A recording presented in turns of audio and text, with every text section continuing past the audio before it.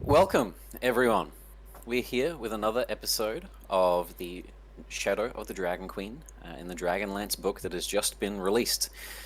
My name is Christian from Hermes D&D Services, here with the amazing cast of upcasters. A little bit of irony there. But we've been exploring the book so far, and today's a special episode. If this is your first one, you're in for a roller coaster. And if it's not, then you know what's coming. The invasion of Vogler is here, and the Red Dragon army has arrived finally. We'll introduce our cast today. I know we've already done it a couple of times with some of the people, but as you can all see, we have a new face. We are welcoming a new member to the group who will hopefully stay alive as well with the rest of the adventurers in the oncoming attack that is about to take place. But we'll go around one by one with the people that you know and love so far.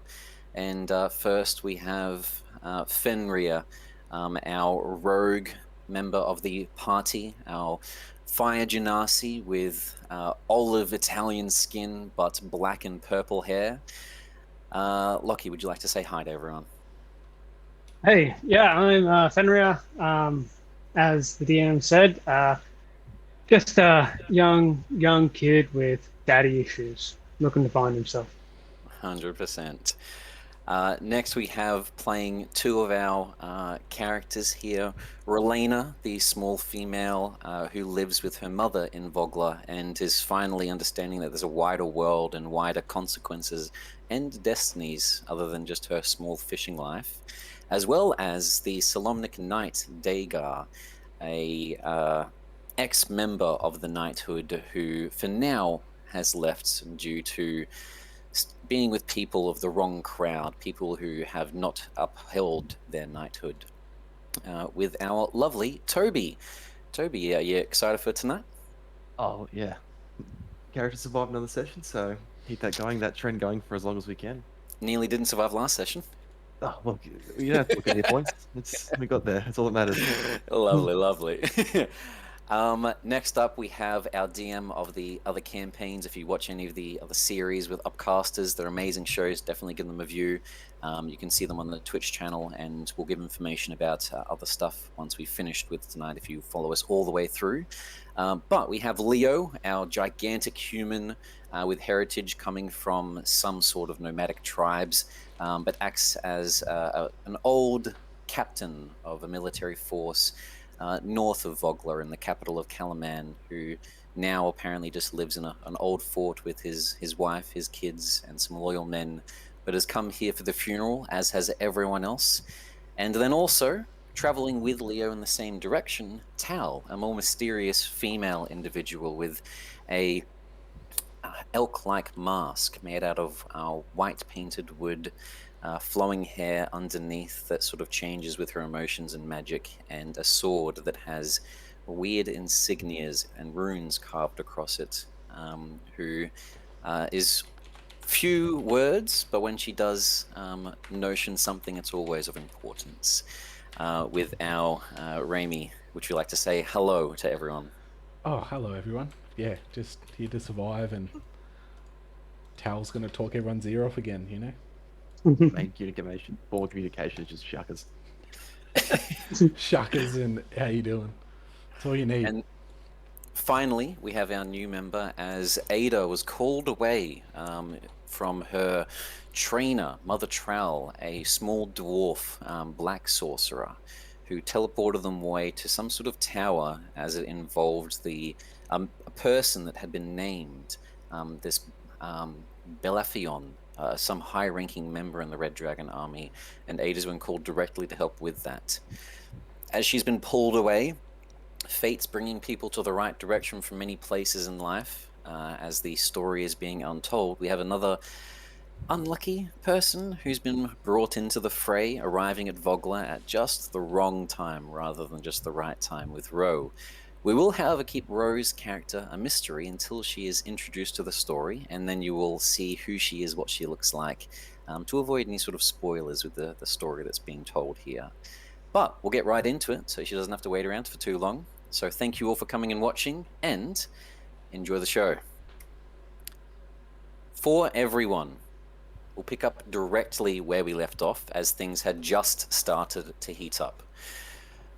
With the invasion being announced from the emissary, the herald who had arrived of the dragon forces, a female clad in black and red armor, mounted on top of a horse also clad in armor, a cataphract of sorts.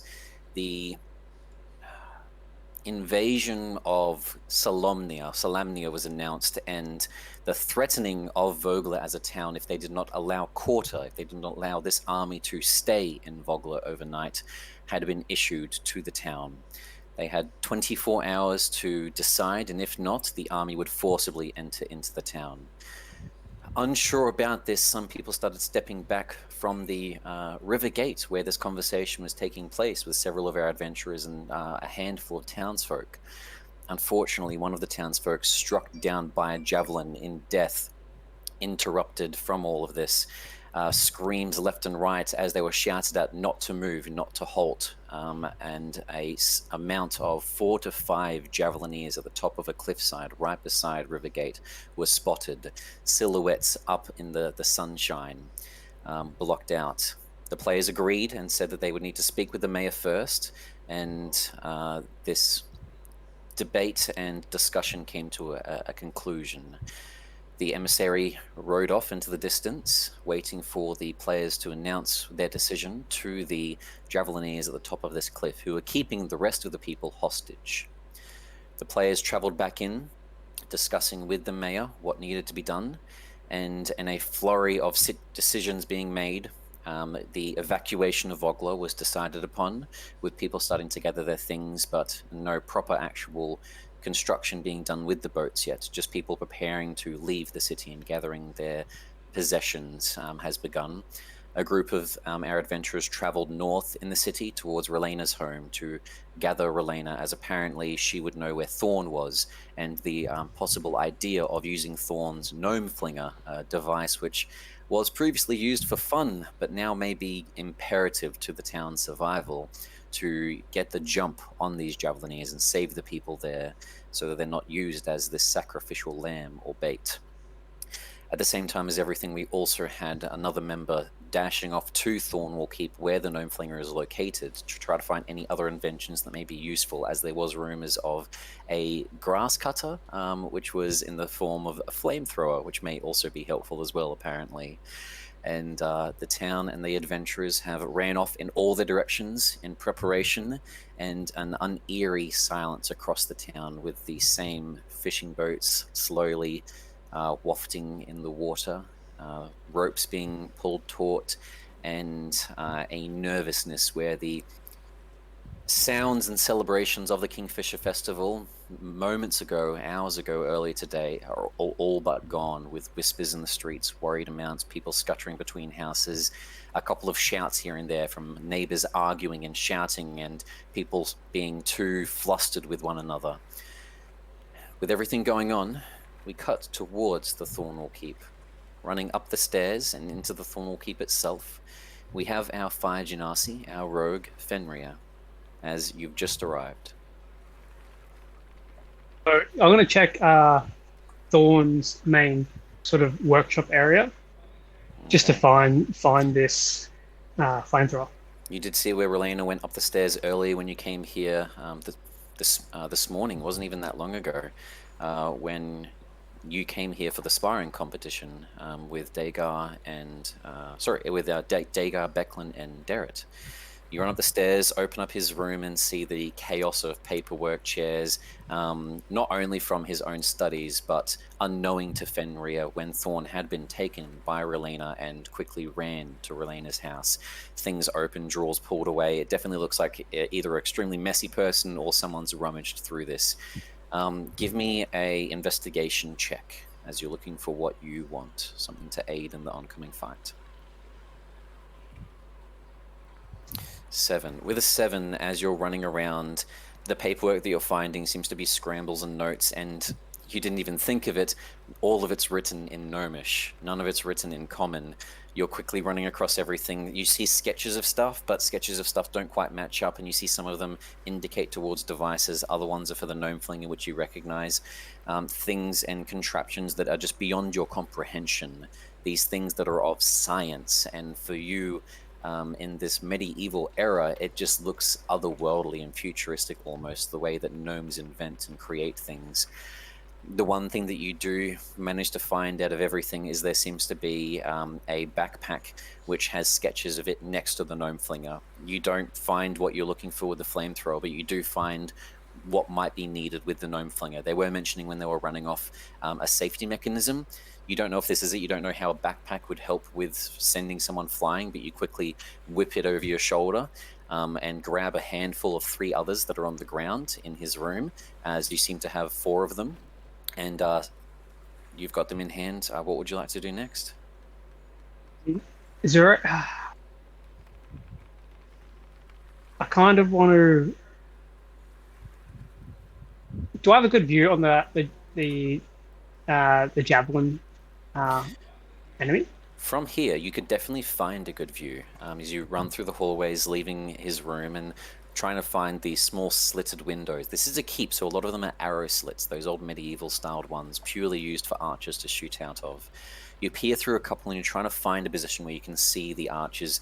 The javelineers, sorry, you finally do find one. You see it overlooking them. You can only see one there at the moment. From the distance, you see a little bit of movement, a fire that seems to be maybe sparking, like they've set up a little bit of camp up there. What are you trying to notice? I'm just trying to see whether or not there is essentially a place where we can possibly get the jump on them. Say if we were to use this gnome slinger, in what direction we could kind of catapult us over there, or sling us over there. You do see straight away behind them, or behind this individual that's walking around in the fire, other than the little bit of grassy area just in front on the edge of the cliff where they are, there is a large forest above the cliffside there. It's making it difficult for you to see if the others are there, but you then sort of click and think, if it's difficult for me to see them, it's going to be difficult for them to see us. We would be in the brush in the forest. You've already got your bow and arrow. You've hunted things before and used them to hide, even when you were scouting north just after the reenactment battle. Yeah. If you were to fling over and manage to land maybe a little further than the cliffside and actually into the trees themselves, voila. Perfect. Yeah. And I'm just going to sort of go through the pictures and stuff of the gnome slinger and kind of just get it somewhat ready. Okay, perfect. You grab up any sort of scrolls and parchments you can see sort of relative to it and start heading up all the way to the 3rd story, the roof of this keep. We scale back across town as the camera pans. We see buildings, roofs, people running around scared and worried. We still see a group of about 40 citizens of the populace of 400 of Vogler still at the front gates at River Gates, all sitting down, sort of huddled like a bunch of people being captured by robbers at a bank, all sitting around the gate sides themselves. The javelin still pierced 90 degrees straight through the torso of a man who's just lying there dead, bleeding onto the ground, and people crying. And as we go along the north side of this cliffside, panning past the javelineers, we go down to the northernmost house in Vogler, a tiny one built up against the side and cliffside of the wall itself, as we find a tiny cottage and a symbol at the front on a wooden banner of an infinity symbol colored in blue. Relena, you're there at home at the moment. You've got Thorn and your mother. As you guys had been preparing things, Thorn still shaken up hands, sort of shaking, covered in a little bit of blood, as you realized that he obviously got involved at the battle in High Hill and killed someone, and he's kind of coming to realization of what he did, and just the first time, as far as he sees, as far as you can tell, murdering someone. You yourself even are you're a healer. You just taking a life, you can't even imagine what he's going through.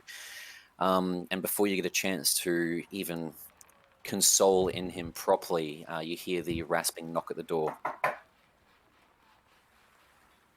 You just finish packing a little satchel full of different bandages and medical supplies, and then kind of throw it over her shoulder, and then go to the door and kind of half. As you peer it open, seeing if it's safe, you see with a warm expression and smile, Tal and Leo both standing there. Hi. Hello there. You guys okay? Yes, we were just coming to get you. We are planning to move on particular pests that are holding some of the villagers hostage. Okay. How do you plan on doing that?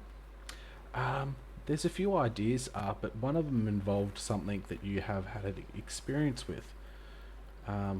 Something that flings people through the sky. You're gonna slowly just turn over her shoulder. Thorn hasn't even sort of audibly picked up what's been said. He's still sort of shaken out at the moment as you see him. Kind of walk over to him, just put a hand on his shoulder. Thorn, hey, do you think you can get your dwarven slinger working again? Gnome flinger, it's gnome flinger. Yeah, it's still within working order. We would just need fuel to put inside it. Why? What? Well, these forces, they're sitting up on the hills, and we have no quick and clear way to get up to them fast. So, an idea was maybe to launch ourselves. This is ridiculous. Launch ourselves there, and you've had some experience with flying or doing it, so maybe you could lead the group in its execution. Yeah. I invented the device. Okay. Sure, no problem. I guess we head over there. When did you want to do this? Probably as soon as possible. Just before midnight. Okay, well, we should head over there now and just make sure that it's all prepared. If there's anything I need to fix or work out any sort of kinks. Relena, can you come with me, please? Yeah, of course. You've Okay. been in Turn it, to her. right? She just kind of winks at her shoulder that's still like not fully healed from the almost dislocation. Yeah. And it was a safe means of, you know. Gonna hold your gaze for like a solid 5 seconds and then just walk over to her mother. That's all we had to say. Yeah. As in this entire interaction, what's Tal doing? She's just giving. Nah, she's chilling, watching. She's actually watching Raylana's mother and her healing, and just trying to see and pick up if she could learn anything. Passively, of course, like just watching. Yeah. As Raylana's mother has been preparing many things, getting a bunch of herbs sort of prepared. The one thing that Tal definitely notices that's a stark difference to Raylana herself is that the mother isn't using any sort of magic. It's definitely something that Tal even hasn't had a chance to speak about Raylana with, as healing magic is something that is very rare for the fact that true clerics haven't been seen on Ansalon in 350 years, roughly. It's been generations upon generations upon generations since anything like that was even spoken about. True magic of like resurrecting the dead, putting limbs back together, regenerating things, healing like this. There are some few druids in forests that are sort of whispered about being able to do the same thing. Some magical bards that are said to possibly do the same thing, but they're not sure if it's illusions or magic. But many other sorcerers, warlocks, wizards, members of the Towers of High Sorcery that Tal might have heard rumors about living with her father cannot perform magic like this. And she saw Relena do it not once but twice on this morning and this afternoon. But her mother doesn't seem to have that magical touch. So whether it's a question that Tal has for the mother or for Raylana herself directly. But Raylana, your mother, Malia turns around towards you. Yes, honey, as you sort of rush over towards her. Let's go and take both her hands. And she's like, I'm going to go with these guys because I need to keep them safe because you know how most of his inventions turn out. But also, uh, they, they're going to do some dangerous stuff and they're going to need someone to heal them. And I want to go with them just to keep them safe and make sure that we can do something to give everyone else enough time to get away. That's fine. Puts a hand on your shoulder. Thornwell Keep is towards Rivergate. Thorn's room is second at the top if he's too worried. The fuel, Thorn raves about it all the time. He's literally just using lumber. That's why he's so proud about it. It's because it's reusable. Thorn, you don't think I pay attention, but I do. All that you'll need to do is you'll see that there's some grates in the metal, like cuts inside it. If you lift that up by a sort of latch that's there, like a doorway, you can put the log in there, burn it. Brelina, you're coming with me. I can't. I have to go. I have to make. I'm not losing you. I lost your father. I know, but I have to go with them. They're gonna give everyone else a chance to escape, and I need to help them as much as I can. Honey. I need to keep you away from danger, and I need to keep everyone else away from danger. Stands a little closer towards you.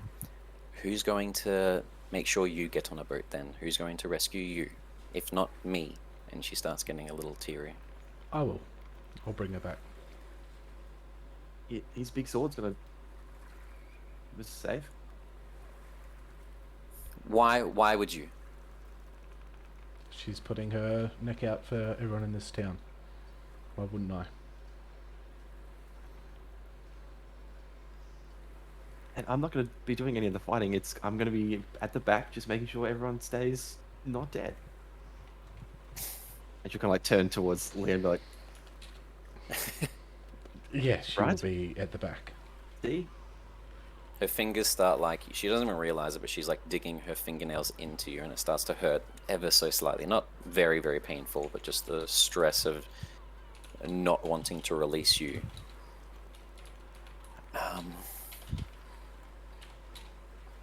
Okay.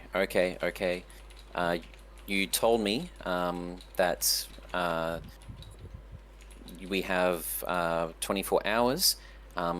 You come back here in half of that time. In 12 hours, okay? And looks over towards Leo. Understood, ma'am. You meet me at the docks, you meet me at the boat. I've already organized, I'm going to be getting on one of the boats with Nassau. He's a bit broken up. His father was killed at the reenactment battle. We found his body. He was missing a leg and had blood out, it looks like. He needs me as well, and I know you and him were slight friends. Can Raylana give me a Constitution saving throw? One thing that I like including, this isn't for a spell, this isn't for a save, this is things about seeing how your character would react in situations.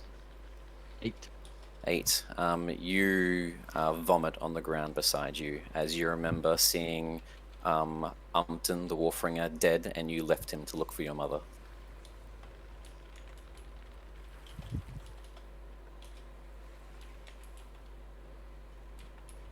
Realizing that the consequences of her actions and seeing that things aren't so just fun and hunky-dory.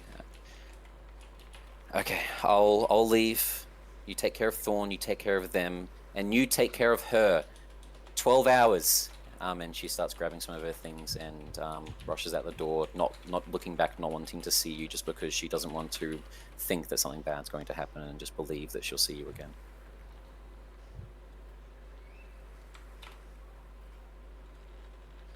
I guess we need to go now for the gnome flinger. Thorn sort of stands up, still looking at his hands.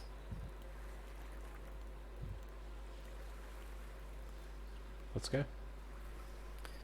He walks out the door and starts making his way there as you all start heading in that direction. As everyone's heading over there, we cut back across town, following Relena's mother, Melania, for a little while as she walks through streets. We see her knock on the door, and Nessau, along with another mother that's been taking care of him, sort of comes out with her arm around his shoulder.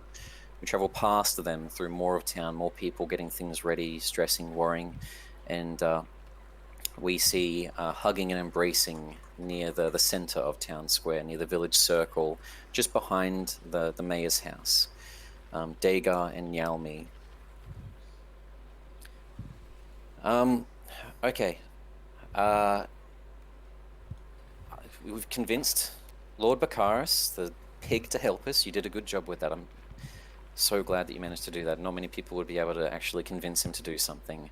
Raven is on our side now. I know that she was worried, and she's stubborn, but we convinced her as well. You convinced her as well. Thank you, you and all your friends. What do we do now? And you can see that she's like a little lost. She was very confident in the bar, helping take care of just like regular thugs and stuff, but she definitely feels like out of her depth. So you can just tell, even with a passive perception of 10, it's written across her face. Get everything you can, everything you can carry on your person, of your belongings, and then make your way to the wharf and help anyone you can there. Find Becklin as well, and if you can help her in any way, get more people on board and people out safely. Just do what you can to help, and we'll return as good as we can. I'll get to that. And she gives you a quick kiss on the cheek as she leans in, and then runs off. As she runs off, what's Dagar's first point to call? Just kind of holding down the vomit from just talking to the pompous prick, and just take a deep breath in, and then thinking the last time he saw that little gnome Thorn guy was at the keep, so he's gonna head that way. Okay. Starts dashing off in that direction. As everyone is slowly making their way there and eventually coming to a group, we cut across to Fenrir. Fenrir, can you give me a perception check with advantage due to you being at the roof now and seeing everything below you? 20. With a 20, you are looking around town as you're sort of preparing things, and just in your peripherals, you see people running up the street towards you. The reason it catches your attention is everyone else is heading in the opposite direction, and you instantly spot out Leo, Tal, Raylena, a little gnome who you could only guess is Thorn. You never saw Thorn too much. You see Dagar running from the center of town. You see everyone sort of regrouping back towards you, and for this to sort of take action, as you've already got stuff prepared. You look across the cliffside and you see 1, 2, 3. Okay, there's 4. You've watched them sort of changing shifts. There's 4 of these. They're not those large fat creatures that you saw earlier in either of the situations. They seem humanish, but they're wearing armor of red and black, similar to the herald that was at the gates.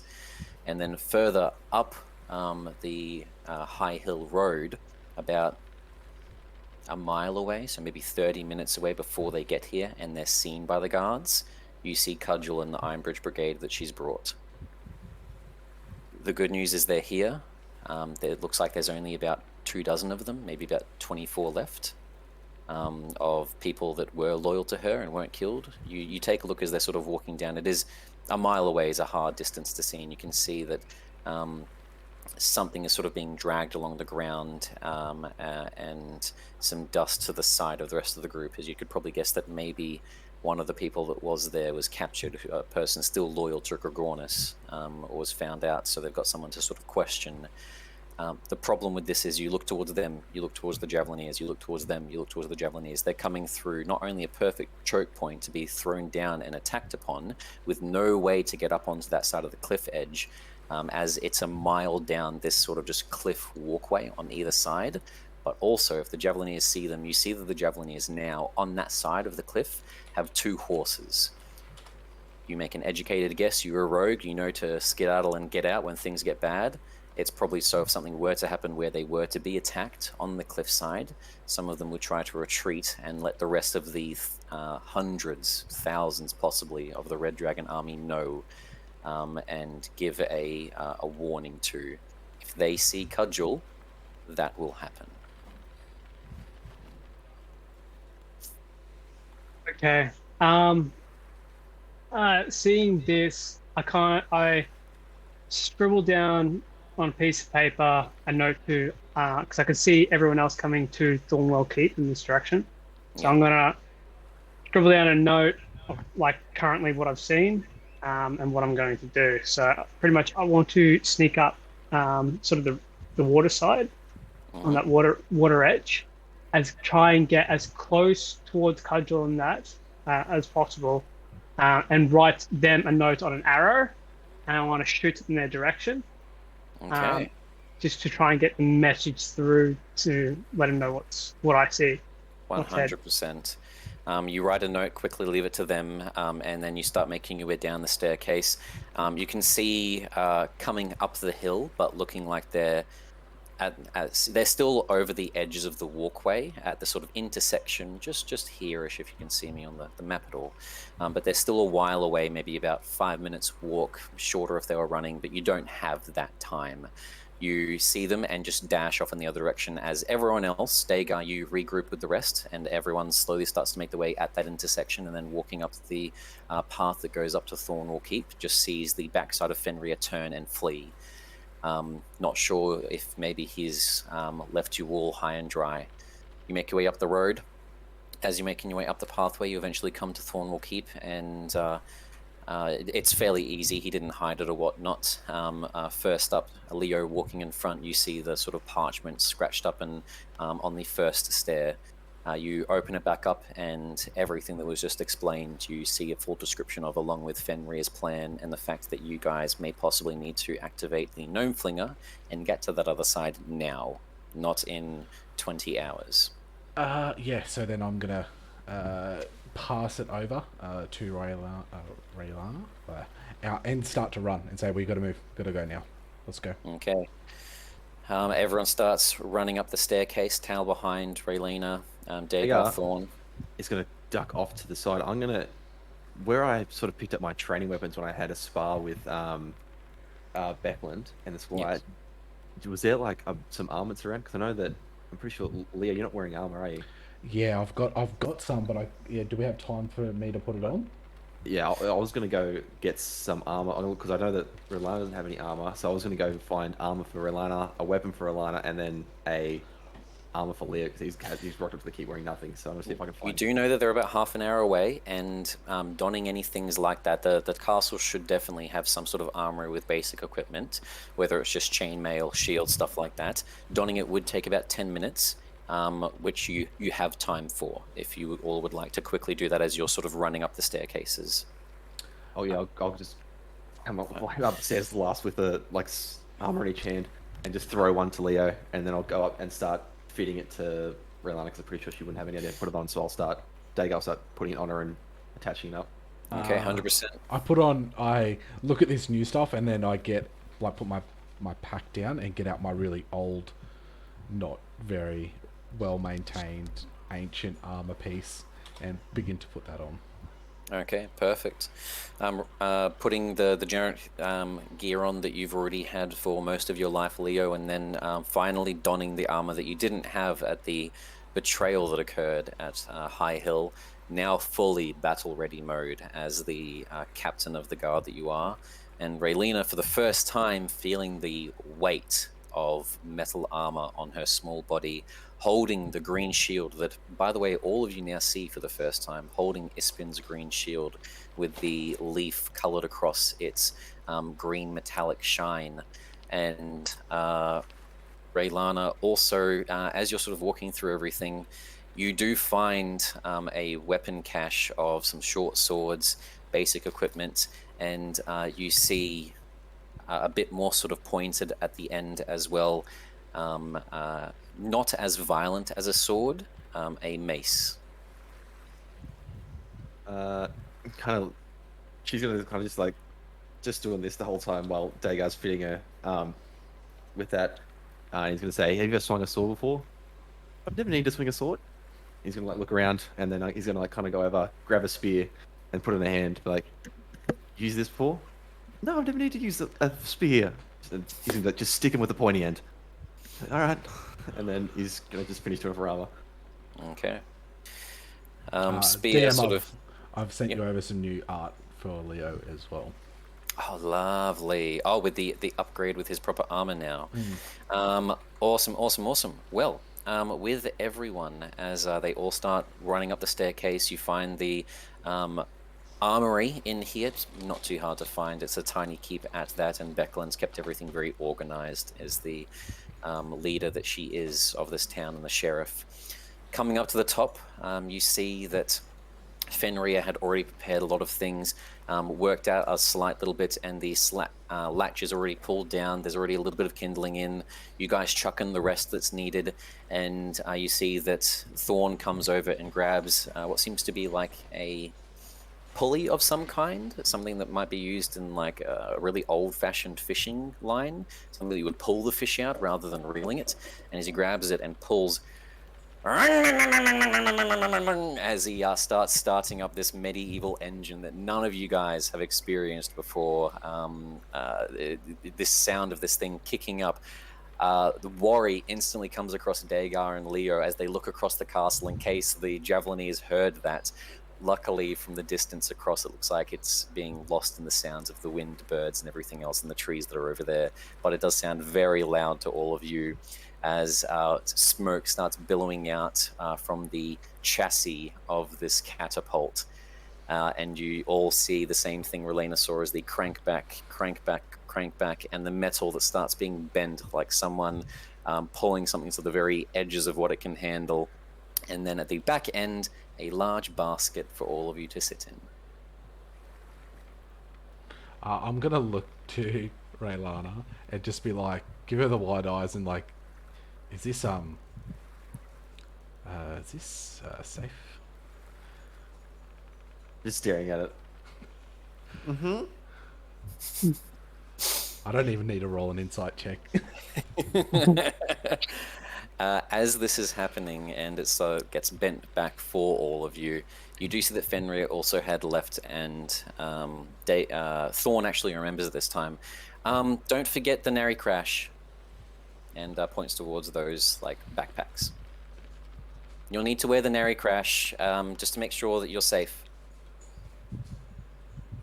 I turn again, just wide-eyed, like, what? Shoves a big backpack into his chest and then goes around and starts handing out backpacks to everyone. As you all slowly start getting these Nary Crashes, Thorn kind of starts talking, explaining what it all does, but in a sense of like just trying to calm himself down. You'll sit in the gnome flinger. I'll pull the lever. It'll fire you across. When you're about 10 feet from the ground, pull the satchel that you have just here, the string. The Nary Crash will then explode, saving you from nearly crashing. It's the joke. It's why it's called a Nary Crash, because you nearly crash. You'll land on the ground in the trees just further. I can see that Fenrir already did some preparations here, and he seems to be a fairly smart guy. It's prepared so it'll send you guys just into the tree lines so that you'll be past where the Javeliniers are. Okay, and everyone gets one after another, and starts sort of grabbing Relena's hand and leading her towards the gnome flinger. You see Tal rocket over to this device, and she's like sitting in the front, like in this deep squat, like holding the front of the basket, and she's like looking at everyone, like getting, like trying to get everyone to come over quicker. Dagar and Leo. Yeah, I'm like a old man, just slowly like, oh, the ride's gonna kill me, like making his way over. You sure we can carry my weight? I'm pretty heavy, you know. You as Leo sits inside it, you hear the of metal bending a couple more inches. Wait a second for it to snap. Is it meant to make that noise? Oh, good. Oh, God. This thing, my calculations are fine. My calculations have been done properly. This thing should be able to hold a bullet. You guys are fine.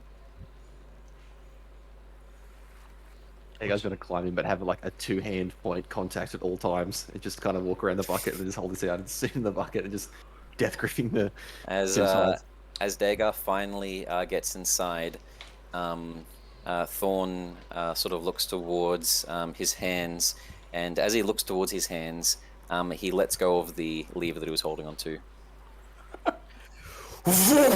As it flings all of you across the sky, backpacks on, and the gnome flinger, all of you flying 300 feet across, over the gap, over the other cliff, being shot the length of a longbow arrow to the very reaches of how far it can go. You see the trees below you as they're coming closer. You see the javelineers none the wiser, one sitting down with a kettle sort of boiling up some water, the other three on the edge with javelins stuck into the ground beside them. You see close now, they're all just humans, but then you see coming closer and closer trees, branches beneath the trees, ground. As you all start getting within 10 feet, can I please just get a death save from everyone that's flying across? Pardon me?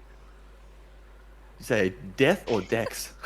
Death save. I'm letting that decide, as it's just a d20 roll. Right, that inspires so much confidence. I do not need to roll death saves because I have got full HP. Oh, okay. Just roll a d20 then in the chat. So /r space 1 d20. Little does the game know you're going to need to do it soon. 18, 16, 10, Dagar, natural 20. 20.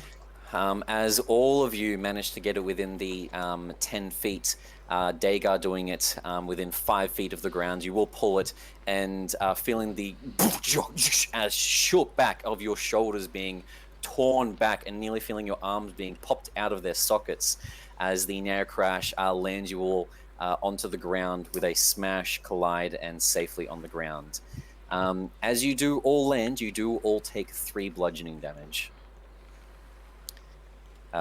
Bruised bones, hurt areas, sprained ankle, as you've all landed successfully and luckily didn't take fatal damage. Tal gets up, like throws her hands in the air, and then just like does the double punch to whoever's next to her. Super ecstatic of what just happened. As Tal sort of ecstatically does that, almost in response, the closest, let's just say it's Leo. Leo turning to her to tell her to just something of like it would get ready, is stopped as he hears a branch snap. And I'm going to bring everyone across to our location now.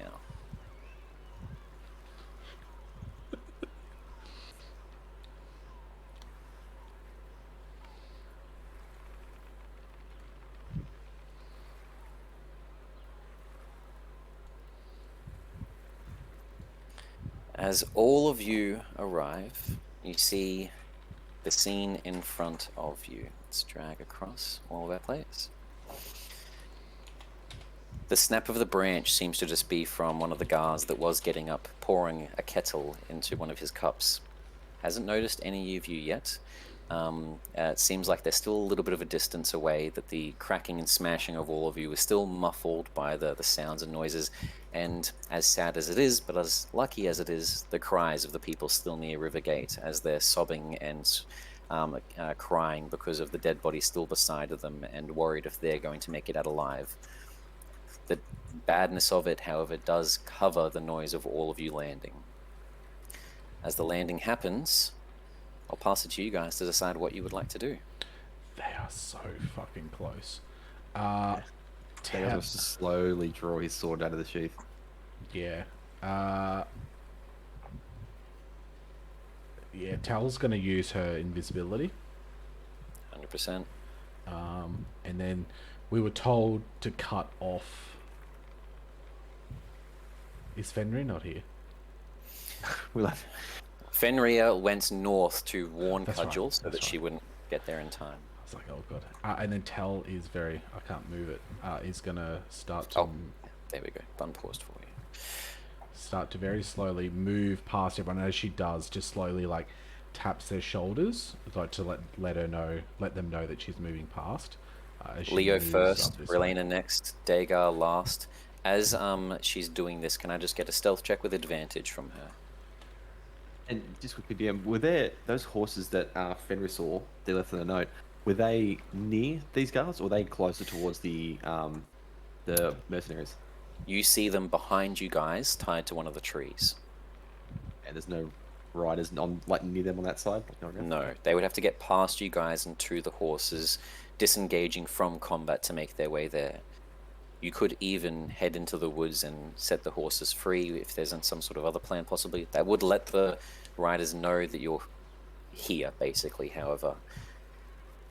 With a 21, a natural 20 stealth check, Raylena gets her way around to the edge, and with a natural 20, what she does notice is that what they have as gear and equipment. Each of these soldiers has the javelins beside them. They seem to have 3 in total, or 3 in total each. So 3, 3, 3 for 12 in total. They also have their armor and equipment themselves. So each of them seems to be wearing chainmail and has a shield. And then on top of that, on each of their waists, she sees a sword which looks slightly like hers. She sees on the hilt that they're put inside, there's several sigils that are glowing red on all 4 of them.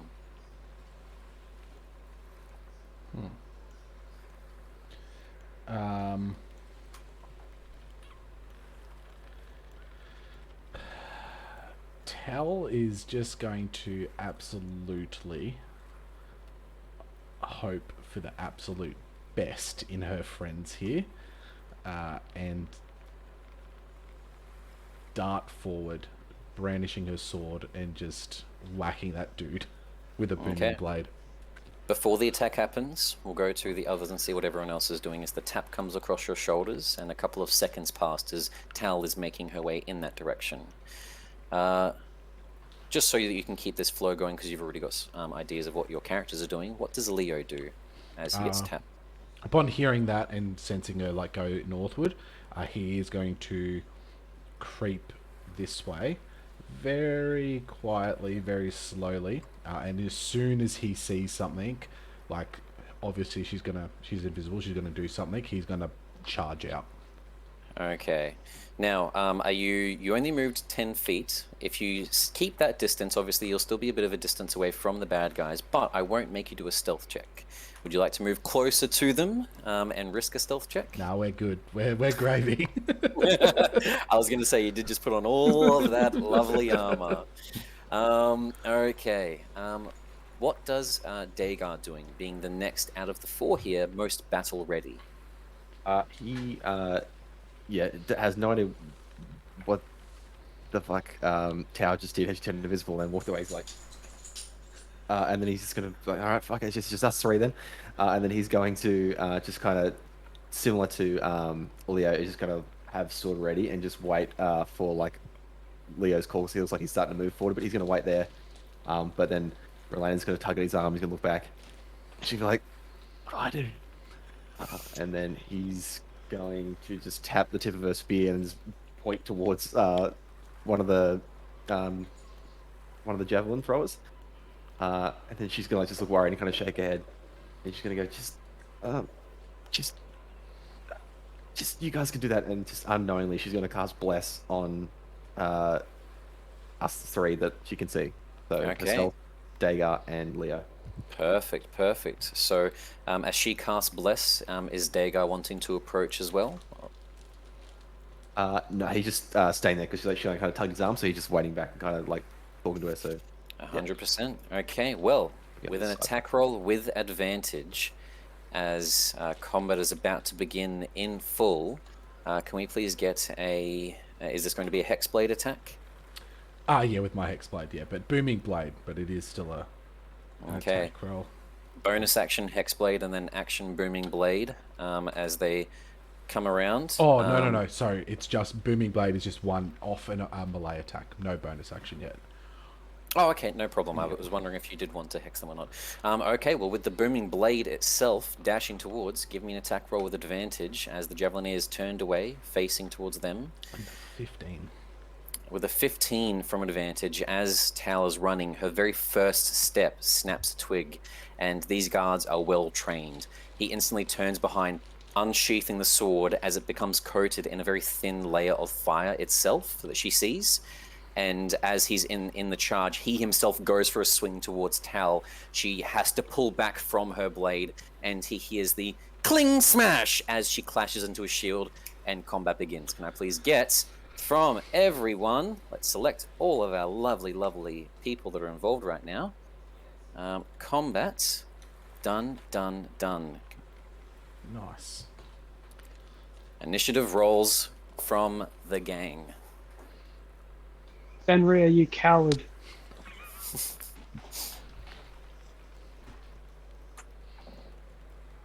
Oh, Oh no. that already, girl. Okay. Oh, no. Terrible rolls.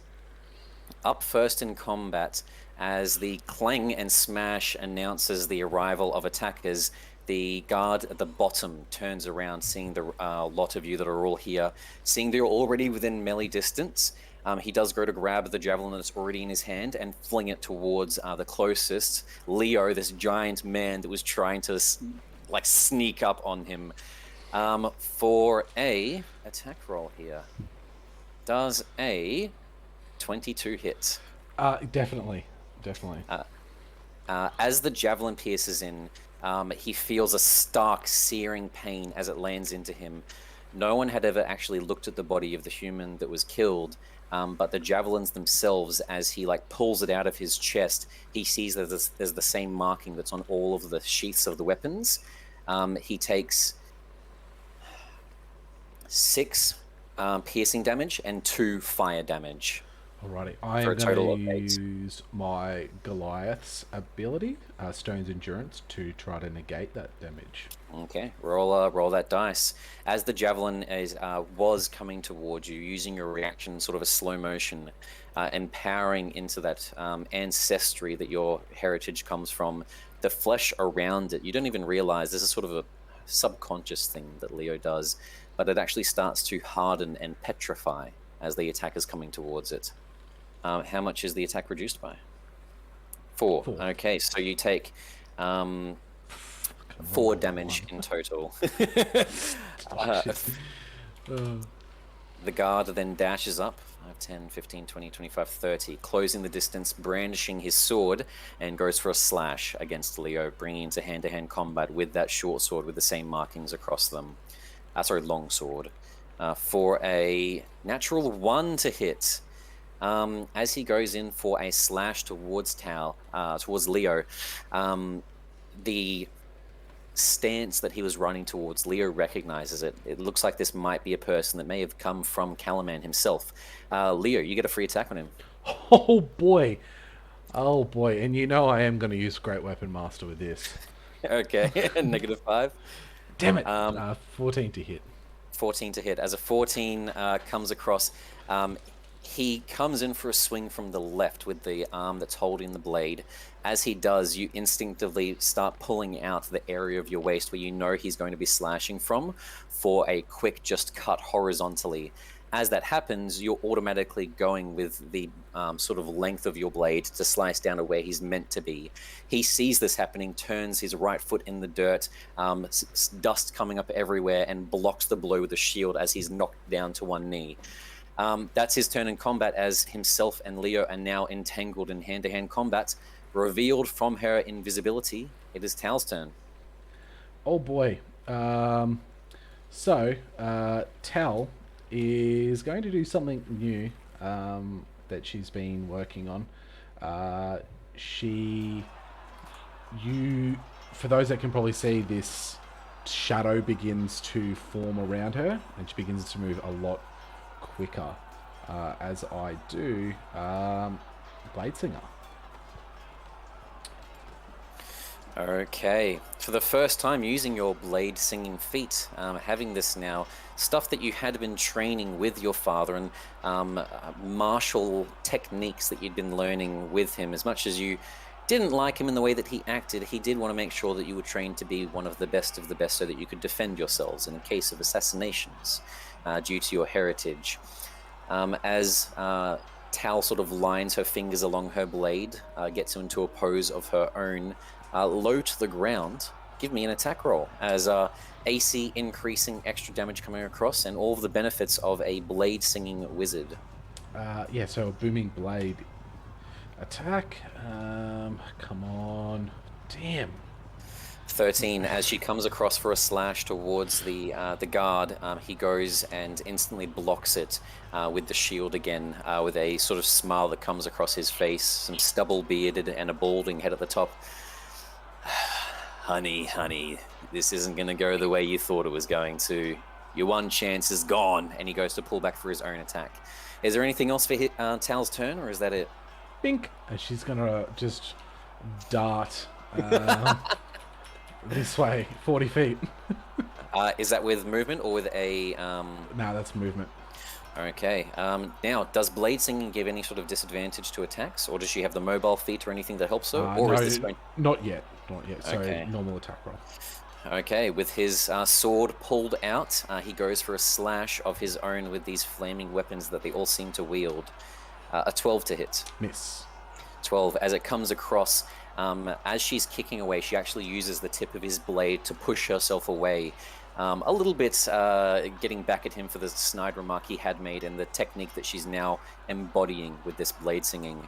That is her turn. Up next, we have Leo. Wrapped in combat with this soldier. Is this Wicked. No, that's her turn. She's back there.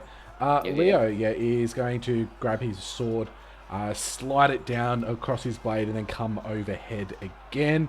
Come on. With very lucky that it wasn't a natural one. With a 2 to hit, as it slashes down, it does hit where Leo was wanting it to hit. It goes over his head, and a branch from a trunk from one of the trees is just lopped off. Unfortunately, Leo didn't notice the trunk that was there, and it slows the momentum of his blade as it comes down, crashing into the dirt, and the guard has already shuffled 5 feet to the right. I forgot I had Bless on for that last attack as well. Silly me. Well, that is fun and dandy. That's my turn. Okay. After your turn, and yeah, don't forget the effects that you guys have. I will actually add a concentration to Raylena. Lovely. Just remember that she's concentrating on that bless spell. That is Leo's turn. Up next, we have the guard who rushes up under the trees, getting face to face with a Knight of Solamnia that he can see directly in front of him. With a battle scream of his own, no words being said, just taking this as serious as possible, he comes in for a slash with his own longsword. We have first to hit a 9, and second to hit with his multi-attack a 6. Both attacks, Dagar instantly bouncing one off, bouncing another off, using the training. And luckily, he did have some sparring with a Knight of Solamnia not long ago, and he's ready into this fight. Both attacks missing. That is that soldier. We then have the one below as well. 5, 10, 15, 20, 25, 30. He gets to here. And Leo, you see as he sword sheathed, shield thrown to the ground, and takes the dash action running past you. As he starts heading deep into the trees to try to escape. Does he go past me here for an opportunity attack? Purposely make sure that he stays away so that you wouldn't be able to reach him with that blade that is the side of his chest. That is his turn.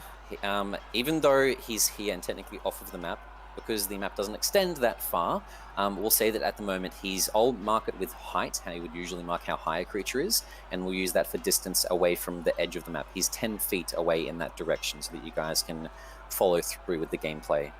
That is him.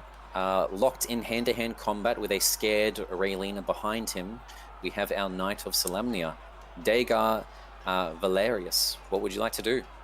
I'm going to look back to Raylena and say, "Stop him, get to the horses." And then I am going to bonus action rage. And then have 100%. a swing at this gentleman in front of me with my great sword. For a...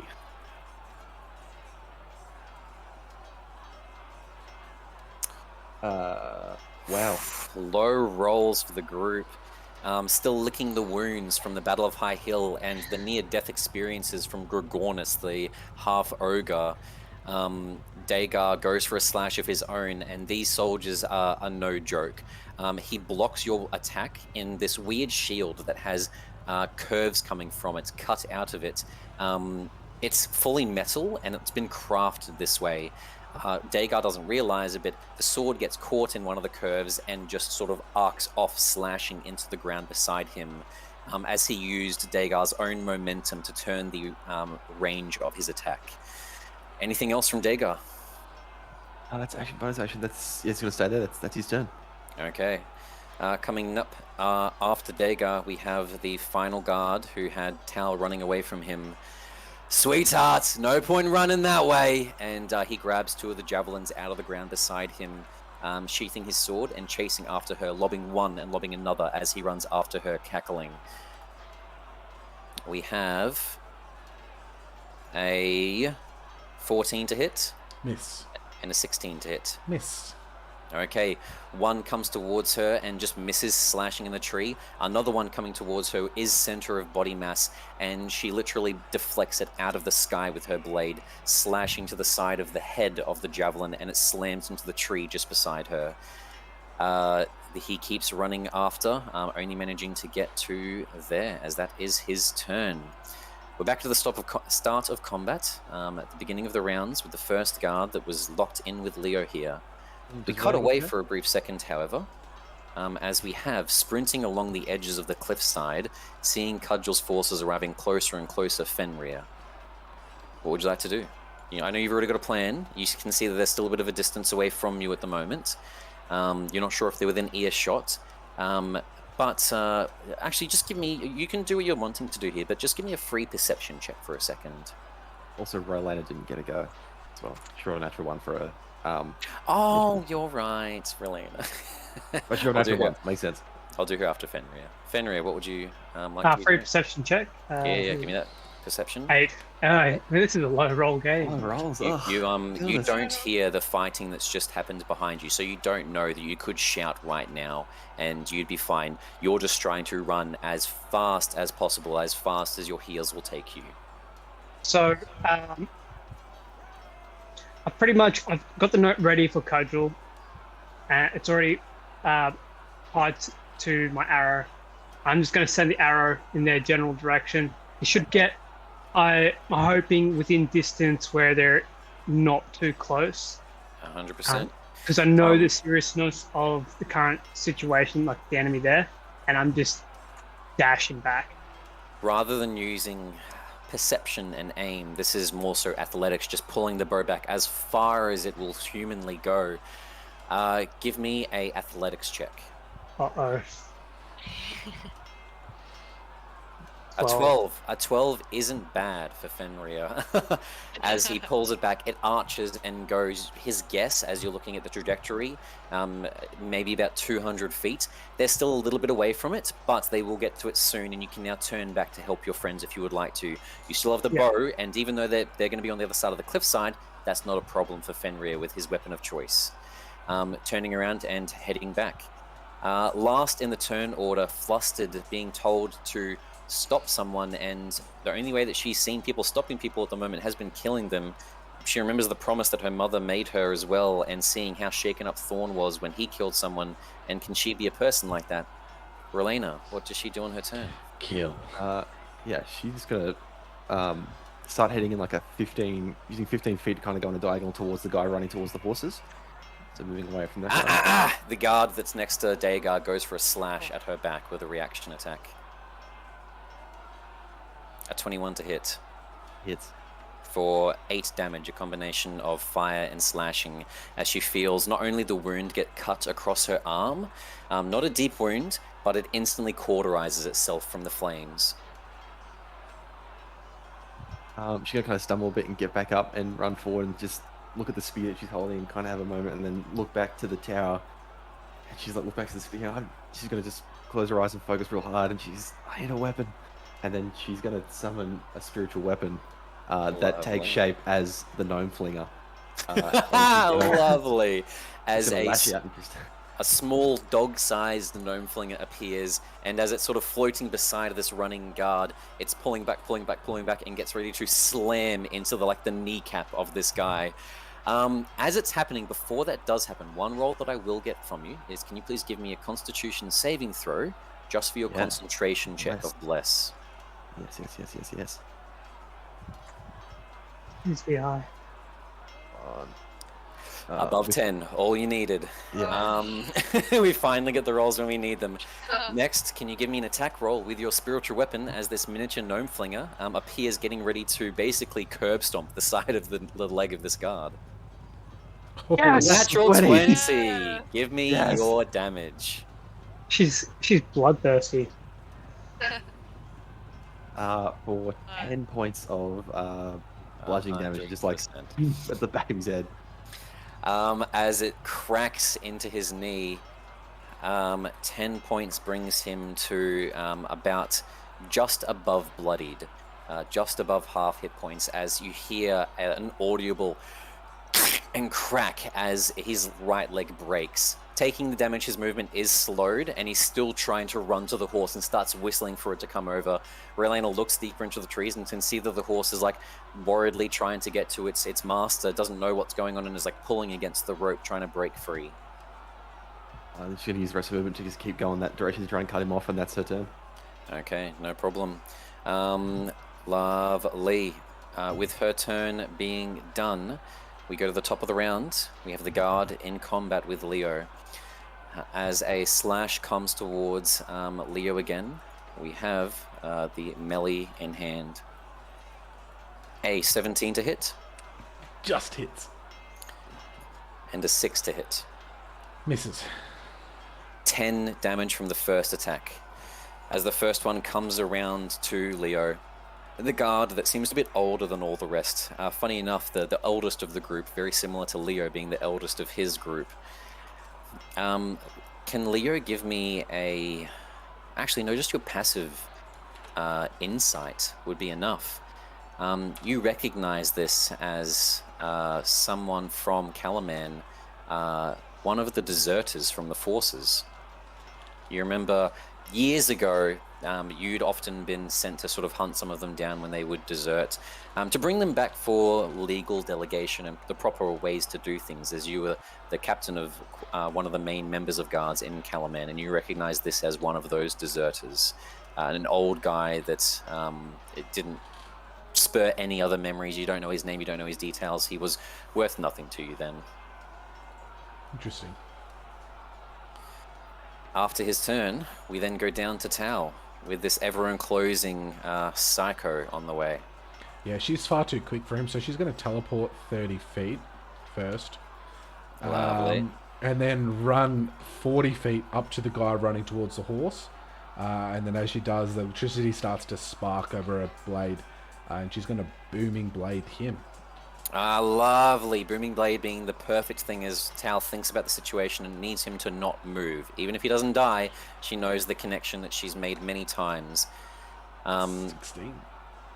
A 16 to hit just misses the dragon army soldier. As it comes in for a slash, soldier puts up his shield and she clashes across the top of it, the connection being made between the sword and the shield. And as the spell was about to finish and make contact, he pushes the shield back, automatically snapping that connection before the red vines can surround his body like it did back at the Battle of High Hill. Is that Tal's turn? Yes. Okay. After Tal's turn, we come up next with the soldier in front of Dagar. 2 more slashes coming in towards him. Sorry, not Leo? Let me just check. Oh, no, you are right. Leo. Just going to use that. Okay, Leo, is going to attempt to, smack this dude. Okay. Don't let me down, big boy. An 8 to hit. An 8 to hit. As an 8 comes down, you slam into the dirt, and as this guy sort of dodges to the side, he starts talking to you in the fight. You're a bit slower, Captain, huh? I guess working in the forces wasn't in the best benefit, as you told all of us back in the day.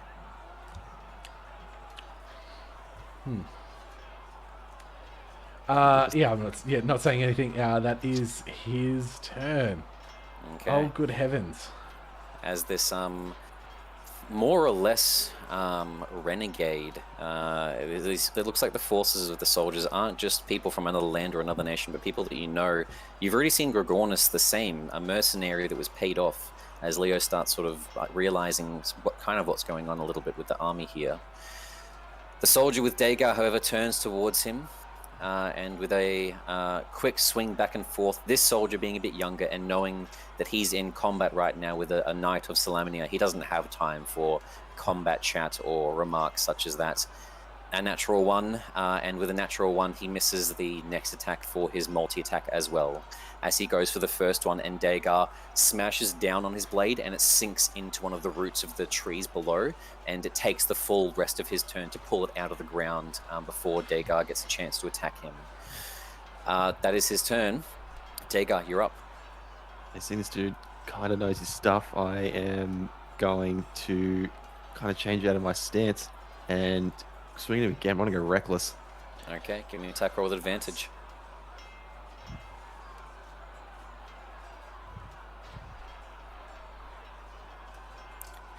You are joking. 15 to hit. You're gonna die.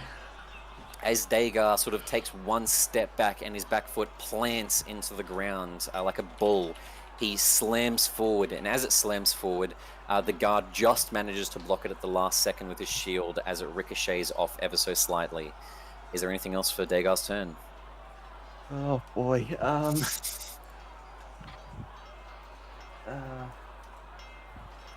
No, that's it. That's his turn. And bonus Okay. action. The guard that is Three. chasing after Tal sees Tal teleport and gets away from him. Oh, you little bitch! As he starts sprinting after, and he ignores Dagar completely and uses his action to dash as well, getting, let's say, 5 feet into the tree line just here, but still not close enough for Relena or for Tal, as he just starts chasing after both of them. That is his turn. Finally in combat, we have Relena. She's going to, the bonus action swing again with the gnome flinger. Okay. Give me an attack roll.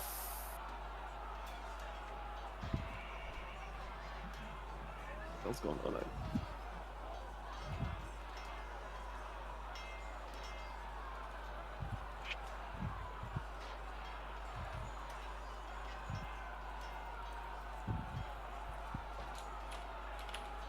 All my spell buttons just left me. Let me check one thing. I may know why. Spells. Oh no, you've still got spell slots. I was assuming maybe it was because it was assuming the spell wasn't used.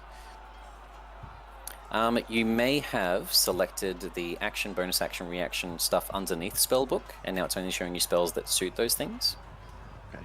Possibly, if they're like lit up in a slight dark, like how this. Yeah, there we go. Yeah, Silly yeah. boy. Right, there they are. Alright, so Give me an attack roll. another spiritual weapon. As it reels back, going for the same kneecap.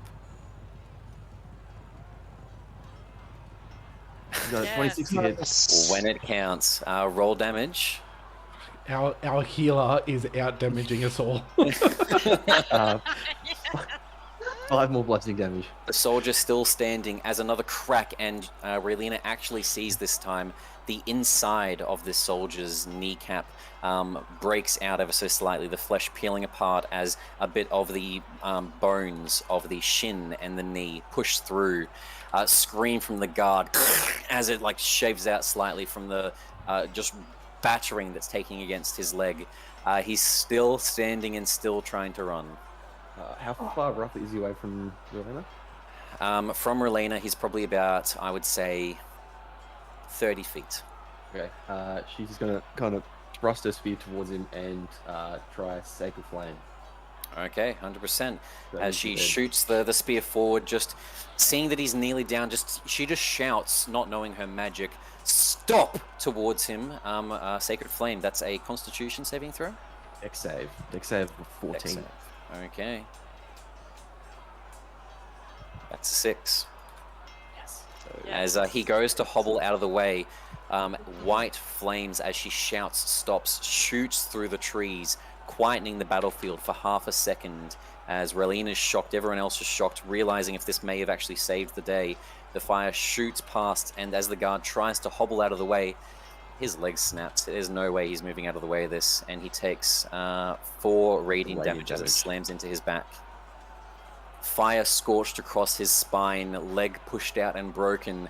He's still crawling towards the horse.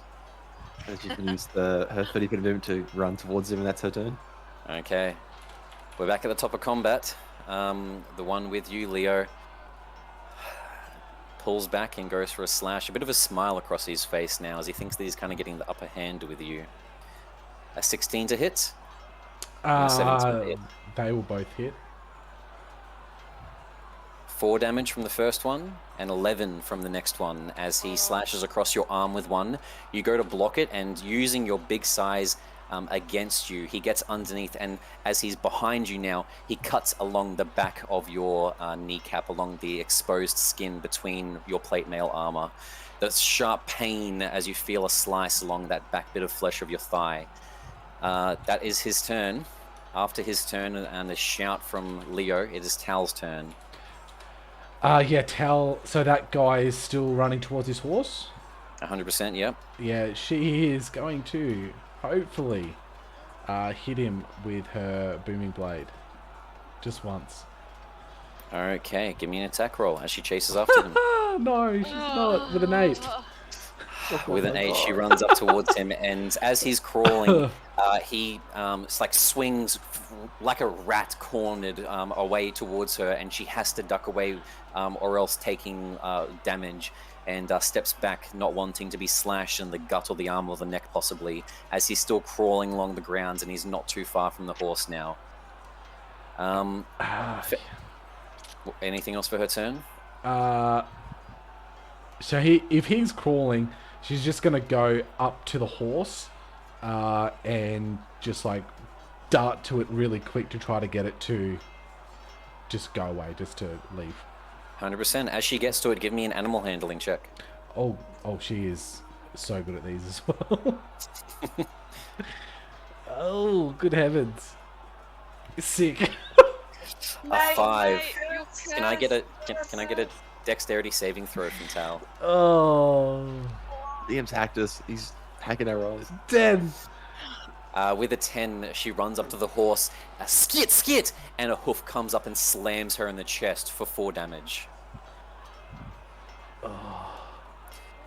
Fenrir, can you please roll for initiative? Here we go.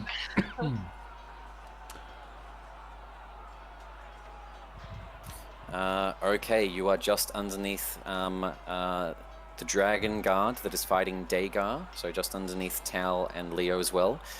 It's Leo's turn as Tal doesn't quite stop it and then tries to attempt to scare the horse off, and even that doesn't quite pass it as destiny is not turning out in favor of our adventurers. Fenrir, you run across the bridge and you see the battle happening. You can't see the fight happening in the woods with the 2 Dragon Guards, Relena and Tal, but you do see the fight happening with Leo, who seems to be losing to this other soldier in front of him, and Dagar, who kind of is holding his own. Leo's go. Alright. I think you skip Leo. So the reason I'm giving him a turn is he was actually meant to join No worries. last turn. So I'm just giving him this turn, and then he'll have his turn as well. Sorry, I didn't actually explain that. I just said that in my head, and I was like, yeah, that's good. So what would Fenrir like to do? Okay, I'm going to just rip out my short bow and try and hit old matey Potato. Okay. Try and Give me, attack. Give me an attack roll. Now, it's 24. 24, lovely. As the shortbow fires across, let me just check one thing. Yeah, you're good. Okay, just checking. Shortbow can reach 80 feet, and you're just on the cusp of it. Lovely. So, roll damage, and you do get to add sneak attack as you do have an ally within 5 feet of the enemy. Love that.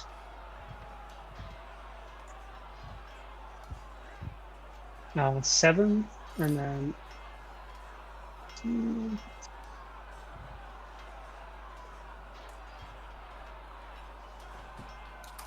Okay.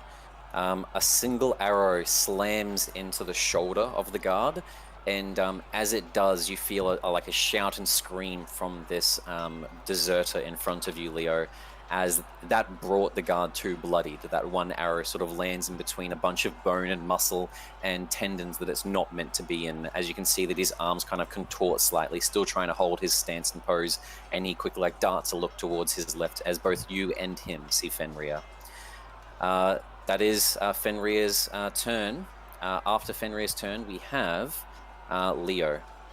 Yeah, I'm getting sick of this. So if I hit, I am expending a level 1 Divine Smite. Okay. Bring the hate on this guy. Come on now. Sick. Oh my god. With a What does bless do? Because you're blessed. It won't be enough. Yeah, 13. A 13. As a 13 comes towards the guard, you can see that he's more focused now on actually getting away from you, and he started sort of shuffling around the side of you. He bashes your attack that's coming down, slamming it in away from him as you've sort of arced it up for another swirl around, as he's trying to get around and possibly run to one of those horses, now hurt and injured from the arrow from Fenrir. As the frustration from Leo is not met and not fed. The guard in front of Dagar continues the onslaught, trying to keep Dagar away from helping anything else, and trying to land a blow. Neither one of these guys being able to successfully hit one another. A 7 to hit and a 7 to hit. The same thing continues. Much as I hate it, he gets advantage because I went reckless. Thank you for being honest. An 8 to hit and a 9 to hit. Still misses. Honesty. Honesty. Lovely. That is his turn. Up after him as he goes to sort of slash across the side, and his blade makes contact. It's coming in towards your sort of gut. As it does, you grab it with the plate mail and armor that you're wearing in your hand and hold his blade there, sort of like smiling in this angry rage as this kid is just terrified in front of you at the moment. That is his turn. After his turn, we do have now Fenrir's turn. Okay, I'm gonna go again for old mate Potato. Okay, give me an attack roll. Come on, you bugger. Oh my god. Can you roll damage? Oh no, Leo! Oh no! This won't be sneak attack, however. It won't be sneak attack. Oh, why did it have to be so strong? Leo, you take 10 piercing damage as the arrow flies past the guard.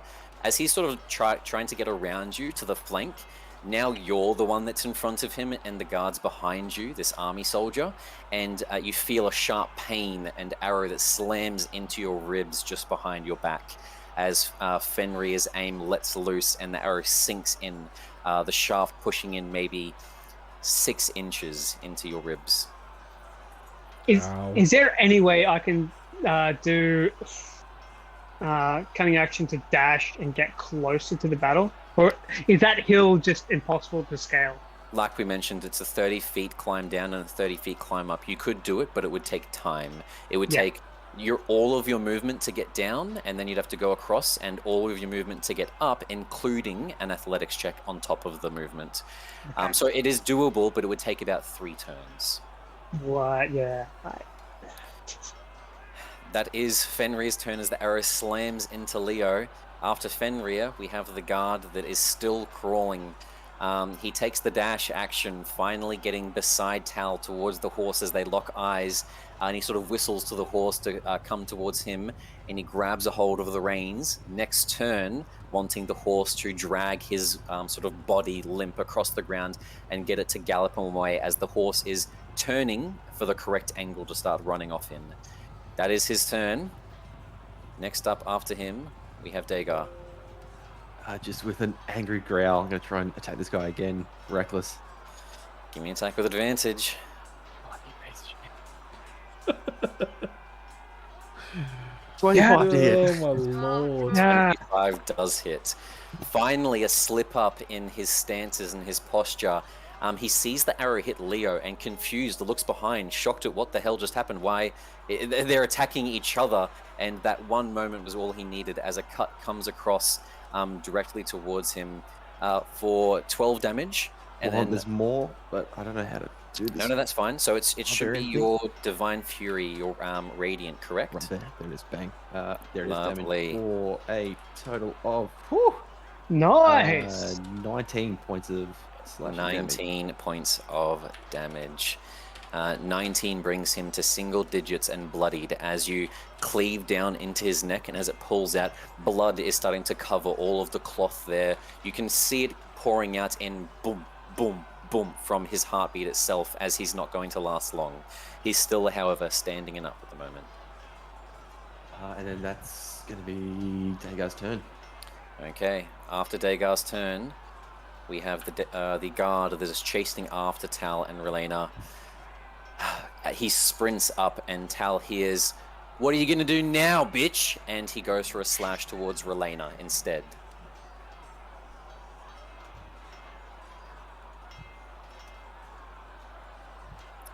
For a 21 to hit and a 20 to hit. Both hit. 8 damage and 12 damage for a total of 20 to Relena. Oh, relax. As what he does is he comes behind Relena, the hand that was holding the shield drops the shield. He doesn't care about protecting himself at this point. He grabs Relena from the back, putting an arm around her neck, and starts shivving into her stomach with his flaming sword. Trying to antagonize Tal to make her come back. First Constitution saving throw passes, second one passes. Relena's still trying to hold on to this spell for her friends. That is his turn. Relena, it is your turn. You have now or Tal's next turn to stop the guard that's nearly dead hanging onto the horse, but Tal is also on the verge of death again for the second time today. Okay, she's bonus action, just move the spiritual weapon. Can spiritual weapon get to that guy? You're right, he did a full dash, didn't he? He did dash last turn, so spiritual weapon can only move 20 feet. Spiritual weapon could come back to help you, but it can no longer go forward to assist stopping that guard. Okay, so it's close enough to come to me, but not close enough to go to the one. Okay, so it's going to come towards me and make an attack at this guy who just attacked me. Okay, as it's coming, it's winding back, and it goes to sort of slam into the side of the chest and the arm of this guy as he's holding you from the back. Give me an attack roll.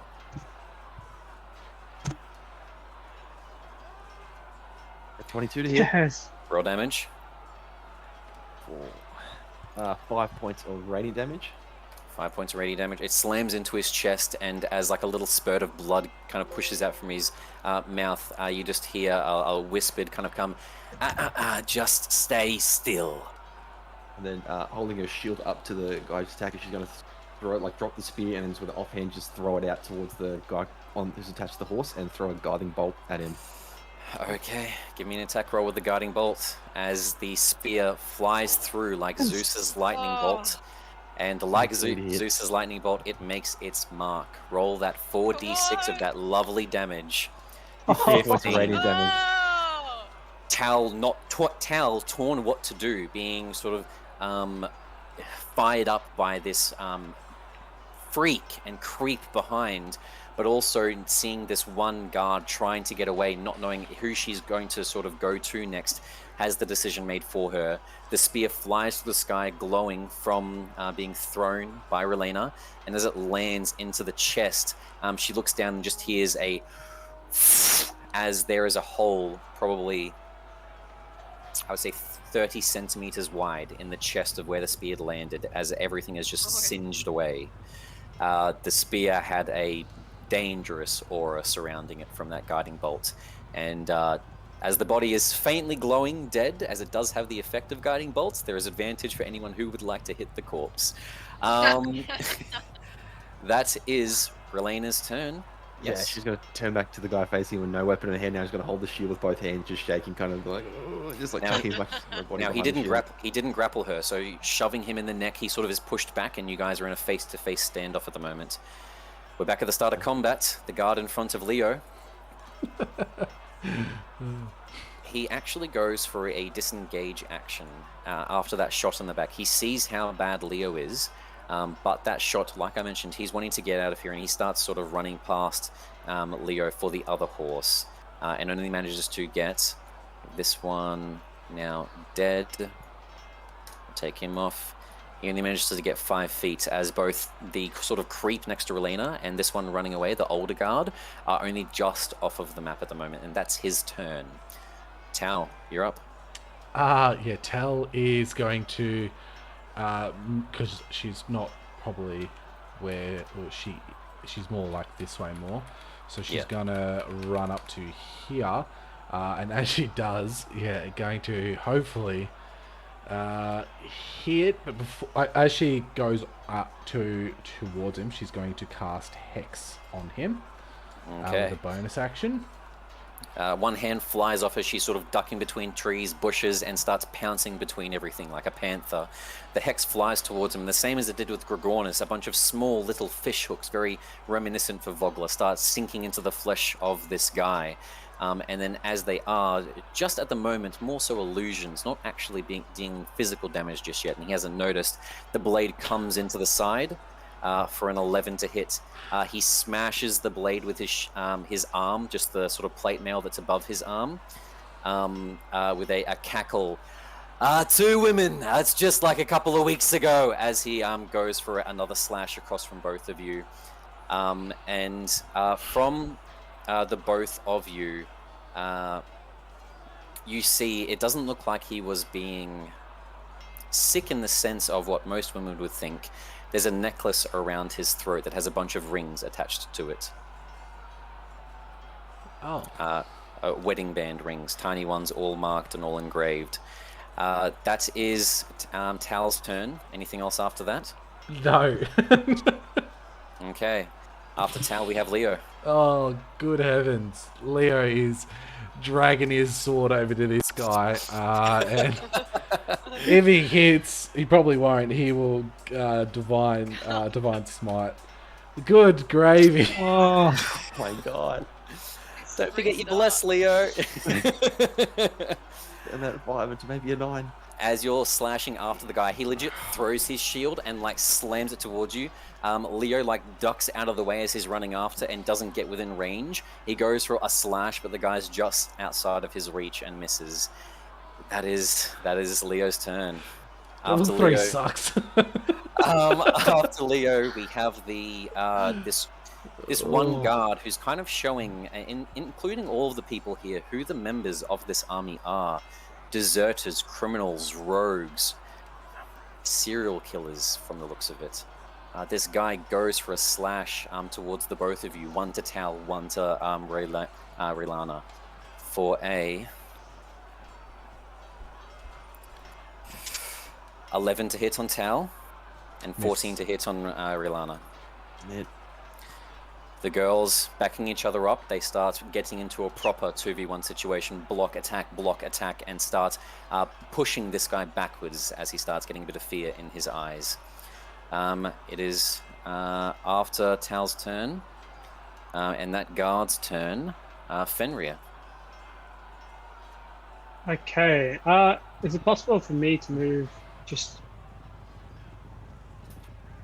Yeah, I'm so far. I'm just going to go for a short,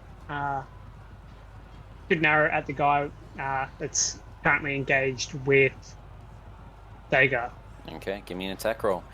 His attention's definitely on Dagar for the sense that Dagar nearly just strew through the top half of his torso. 24. 24 definitely hits. You can roll damage if you'd like to, but you have sneak attack, so I know this finishes him off. As the arrow slams in Dagar, in the center of this fight, he's pulled back away from the fight for a second as his face is just covered in splatters of blood as an arrow sinks through the back neck and the head of it pokes through the front of the esophagus of the guard as he sort of just kicks up and then falls to the ground, and Dagar sees Fenrir behind. Beautiful. Can I use... can I move at all? Just say down towards 100%. Yeah. Yeah, So I wanna... Yeah. Getting around the bottoms of the cliff and start coming around the side near where the river gate is. You start sort of going around that edge and getting around to there and then further. After Fenrir's turn, we then have the dead guard that is laying there, body faintly glowing in the darkness. Dagar, it is your turn. As the gun from his falling down, I'm gonna just with my offhand grab one of the javelins like off him as his like body falls down. And I'll give a nod to Fenrir, and then in one motion, I'm going to turn around and then just recklessly throw this javelin at the one in between Tal and Relena. Can you give me a Constitution saving throw? Okay.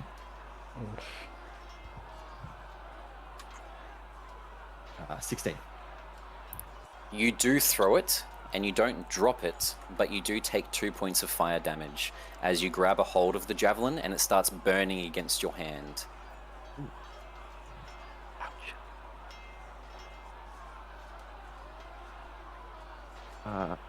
Give me an attack roll. Yes, reckless, so I'm going to just Yeet it at him. absolutely yeeting. With bless. Come on, baby. For a 24 to hit. Yeah, That hits. Roll damage. I don't know if it does anything that fire damage is on me, but It does not for you. cool. 10, but he also takes my Divine Fury works on any attack I do.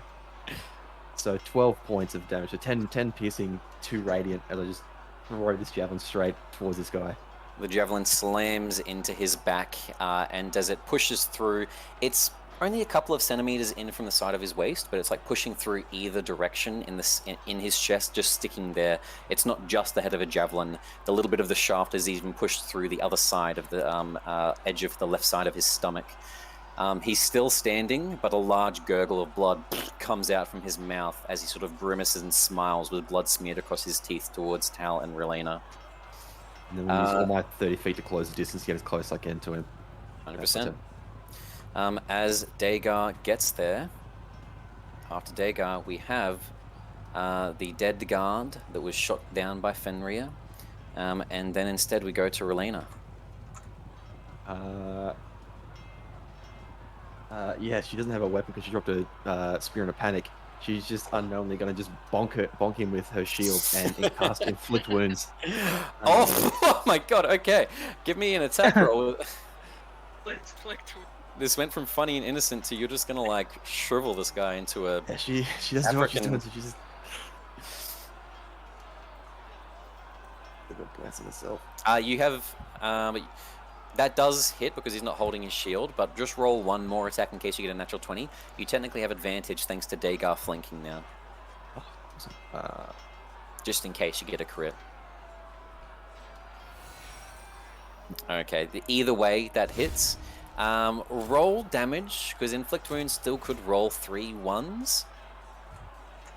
No, it does not roll 3 1s. As she slams Ispin's shield, all of you for a second, it's the magic. It's the magic from Ispin's shield. The shield slams into the body of this guard in front, and as it makes contact, you see that he starts sort of deteriorating, turning into brown dust from the center of his chest outwards. There's sort of a whisper and a cackled laugh before he is just gone and disappeared as he gets essentially Thanos snapped by your inflict wounds in the center of his body mass. That guard is dead. Anything else for Elena's turn? No, that's it. It's a turn. Can the spiritual weapon reach the last guy, or is it too far away? No, it definitely can, because you guys are the same distance away in the tree lines. Yeah, then spiritual weapon's flying over. Gnome Okay. Flinger's rearing up for another attack. Give me a Gnome Flinger attack again.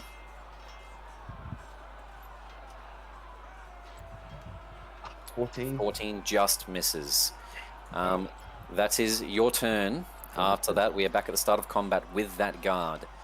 He takes the dash action, and dashing from here gets to the last horse out of the two. Opportune He's attack? not opportune attack. He doesn't use disengage this time. If I hit Divine Smite.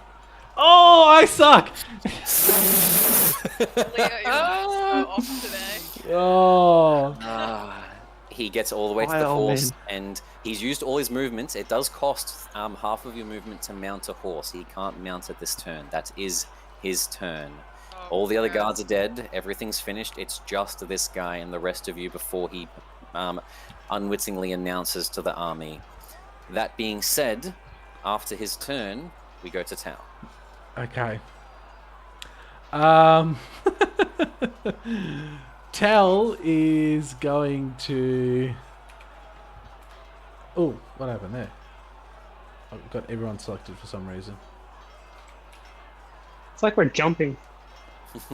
Yay! Turn this into a side scroller. Tal is going to run over to him, getting sick of it all, and she's going to clap her hands together. And as she does, this shadow kind of just booming sound comes out. Can he please make a Constitution saving throw? And I'm going to target the horse as well. Oof. Okay. Just him, the horse, just slap clap. And he's goldfish. Fuck it. Both fail. Oh, yeah. Only 10. 10 damage. All of you see Tal runs up, and as Tal runs up, slams her hands together, and like at the sound barrier being broken, it's a noise, but it doesn't sound like a noise. Goes off, and as it does, hands clapping. In a small section in front of her, trees obliterated, and a just explosion of red as the horse, the guard, the corpse of the other guard on the ground still glowing are just disintegrated and splattered across all the trees in the surrounding area as there's like a miniature sight of what looked like a meteor struck from Tal in like just desperation, thunder waving directly in front of her, destroying everything there. And with that, the shouts stop, the sword clashing finishes, the breathing heaves. Fenrir climbing up the edge of the cliffside manages to meet up with the rest of you, and you're all back together. All of them are stopped. There's that awkward moment of just silence, of everyone looking around, making sure that everyone else is okay, but also making sure there's no other guards and that everything's good and done now. I'm just going to apologize to Leo. Sorry about the arrow. You're not exactly a small target. Leo's just not talking and just very happy. And as he's just kind of standing there, he like gives a little like just tense, and he's going to heal himself for 15. Okay. Relane's also going to clutch her infinity symbol around her neck and do her channel divinity for preserve life and give herself, Al, and Leo 5 hit points. 100%. For Relena, this is a bit of a big thing. She's started to even maybe notice a little bit herself what she's doing. And as she sort of puts her hands together and clasps this amulet that you had that vision from, the statue of Mishkatal that rebuilt itself out of stars and symbols, you hold it and send a little prayer forth.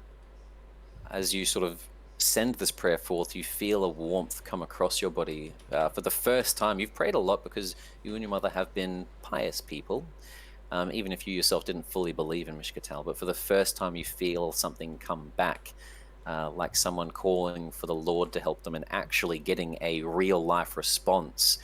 It's weird. It's a sensation Relena was never expecting to happen in her life. And as that happens, and she looks across all of her friends, some of the wounds on her, some of the wounds on Tal, some of the wounds on Leo, all slowly start to glow with that same color that the body was glowing when the javelin hit it, but instead they start healing wounds rather than causing wounds.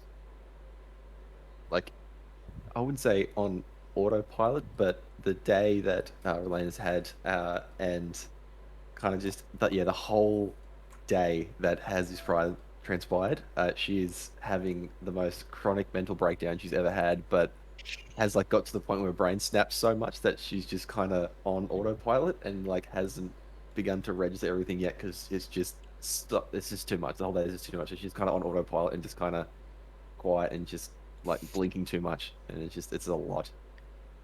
As everyone's sort of regathering themselves after everything that just occurred, all of you start to hear faint shouting and yells coming from the path where Cudgel's group is. Leo! Becklin! Anyone! There's something! They're coming! Huh? You guys head closer for a perception check. You can't quite gather what Cudgel's shouting as you now realize that they're not walking down the path, Fenrir. They're all running down the path. As this is happening, Leo is... How do I just select him so I can drag him around? There we go. He's going to run over to here and to get the attention of the hostages that were on the ground and just scream out and be like, yes. Get in! They're cleared! Get in! As you sort of shout, a couple of them look up, and you see instantly they start helping each other up. Dagar and Leo run over and sort of shout towards them together, trying to just get their attention. It takes them a second or two, but they stand up and start quickly just running away from the gates, terrified. Then real quick, I'm going to shoot up closer to try and hear what Cudge was saying. But yeah, sorry. I'm going to start tie a rope around this tree and throw it off the edge of the cliff. And then scream out, check the bodies real quick, as he's kind of like getting a rope ready to get everyone off the cliff. 100%. We'll go with Tal and Relina checking the bodies first, and then we'll go to Fenrir.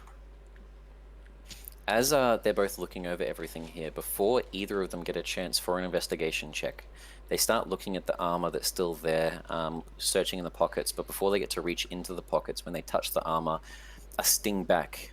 Both of them don't take fire damage this time, as they didn't fully grab onto it, but even the armor seems to have this enchantment on it.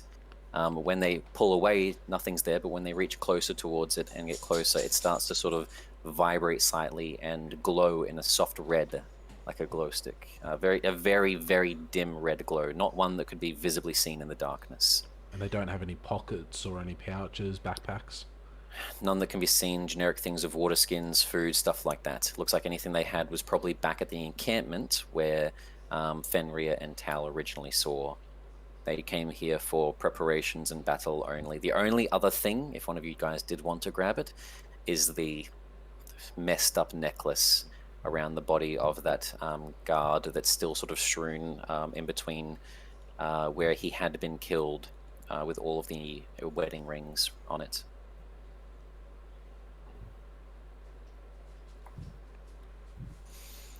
Relena steps away from it. Tal? No,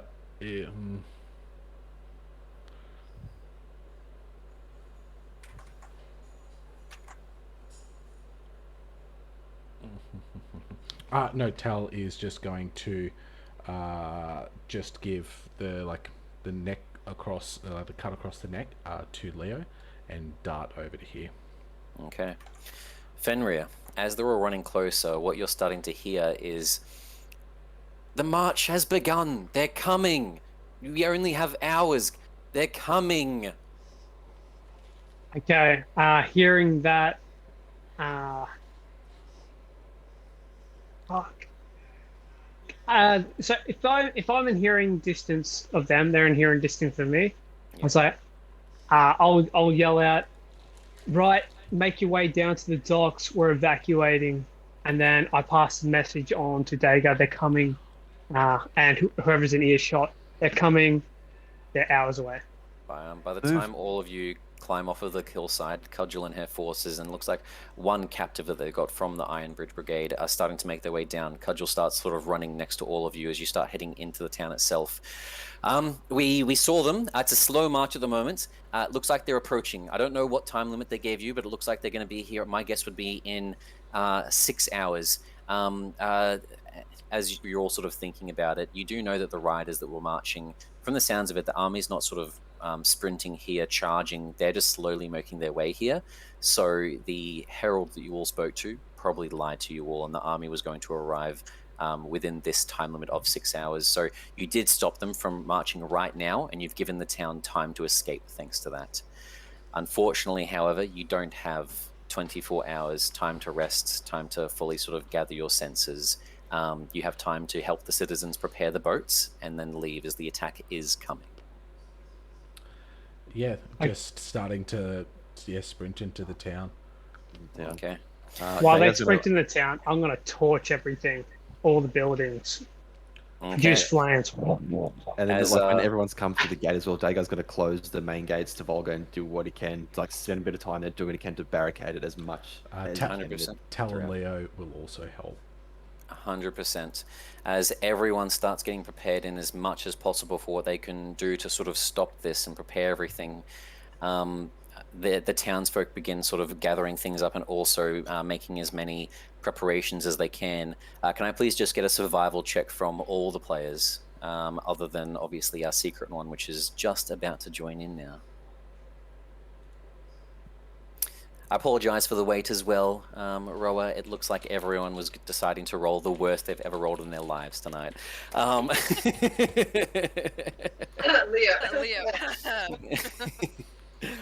He did his best, okay?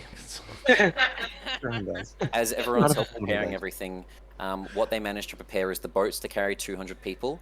They actually repurpose some of the ferries, and some of the ferries get turned into small rafts as they gather them, attach boats, attach logs, and sort of put it together, which can carry another 100 people. Unfortunately, it looks like out of the 400, there's still 100 that aren't going to be able to fit on anything at the moment. Are there any ideas from people? Can we push them down further down the coastline? The cliff goes all the way to the edges. The only way out of Vogler is through the high hill path. Just get people to swim in the water. Those who can swim in the boat. Fishing village. Is there any like they have like little like traps like buoys that they use to like have like kind of like anything that is buoyant that they use to like make traps with? As both of you are sort of talking and thinking together, the ideas get combined. Get the people to do something. The people, they may have things, they may have buoys. The people, we haven't asked the people what they could do. They're fishermen. They know this town. We've just been trying to help them and do things we've been thinking of. As you start coming up to them and see if they have stuff like this, it sparks an idea of a personal fleet. People start running into their homes, running into sheds, running to areas that had been designed around the festival, and you see people bringing ornament boats, things that had been hung up in their houses, put on roofs, left and sort of overgrown in their backyard from grass, and start bringing everything to the water. And with that idea, the final 100 people all start making their way there. The preparations for this, though, do take 4 hours, as boats being tied together, everything being prepared, people gathering their things from their homes, the sort of evacuation for 400 people getting ready. With 2 hours before the soldiers and the army is meant to arrive, the full force of the army, you hear a faint noise on the wind. Hear that? A scream like a chicken in the distance, maybe. Deep at that time. Holy shit. Oh. In the distance near the road of High Hill, looking like maybe 4 miles up, you see above the tree line a burst of red flames that shoots out about 60 feet up into the sky, coming down the road towards it. It's still the 2 hours away, whatever is there possibly. Closer to the city, though, you start to see silhouettes dashing between rooftops, gliding across the streets, people screaming, and the fire from Fenrir and them as well torching buildings as they themselves are torching buildings, as it looks like scouts have arrived here. People ahead of the forces, and you see small reptilian creatures screaming in these shouts themselves as they jump from one roof to another, gliding across, and townsfolk are being cut left and right. Luckily, the majority of them are all at the docks. The people that are being cut down are unfortunate last survivors that hadn't made it there, or some of the fishermen, the last of the militia that had been sort of protecting the back of the group.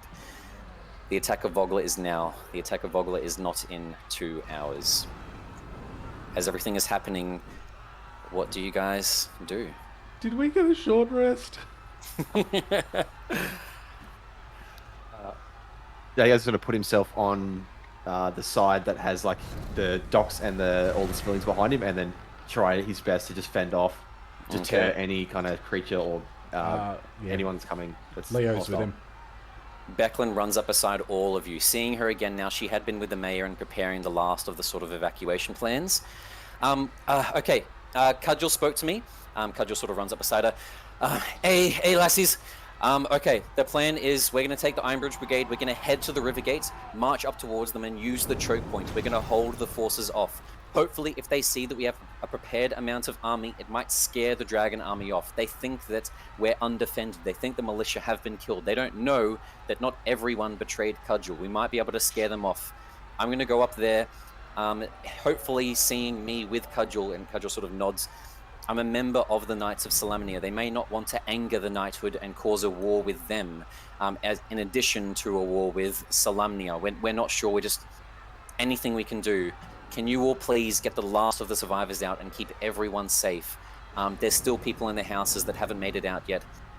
Get on the boats and just get out of here, please.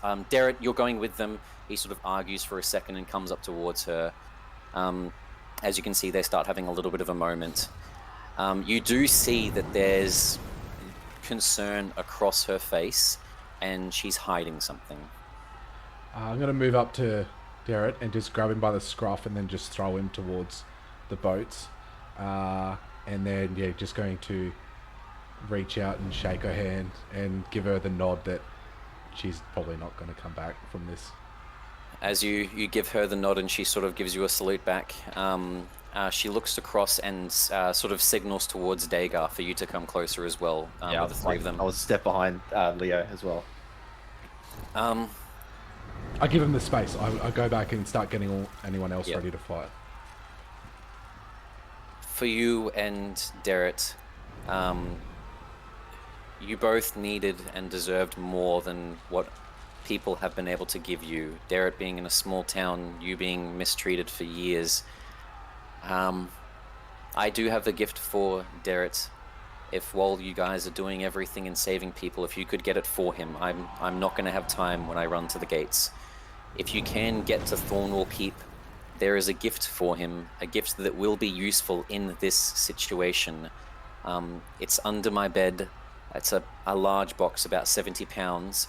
But if you can grab it and either take him with you or bring it to him at the docks and escape with it, it will mean a lot to him and it will help you in times to come. For both of you, however, and I know you've had your own thoughts, but I've seen how you've acted. I've seen the decisions you've made, the choices you've made. As a Knight of the Crown, as a member of the Knights of Solamnia, I see the virtue in you, Dagar Valerius. I see that you can help bring safety to this world.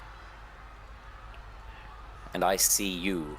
And she pushes towards your chest, and you sort of grab, and you see there's 2 badges of Knights of the Crown, one for you and one for Derek.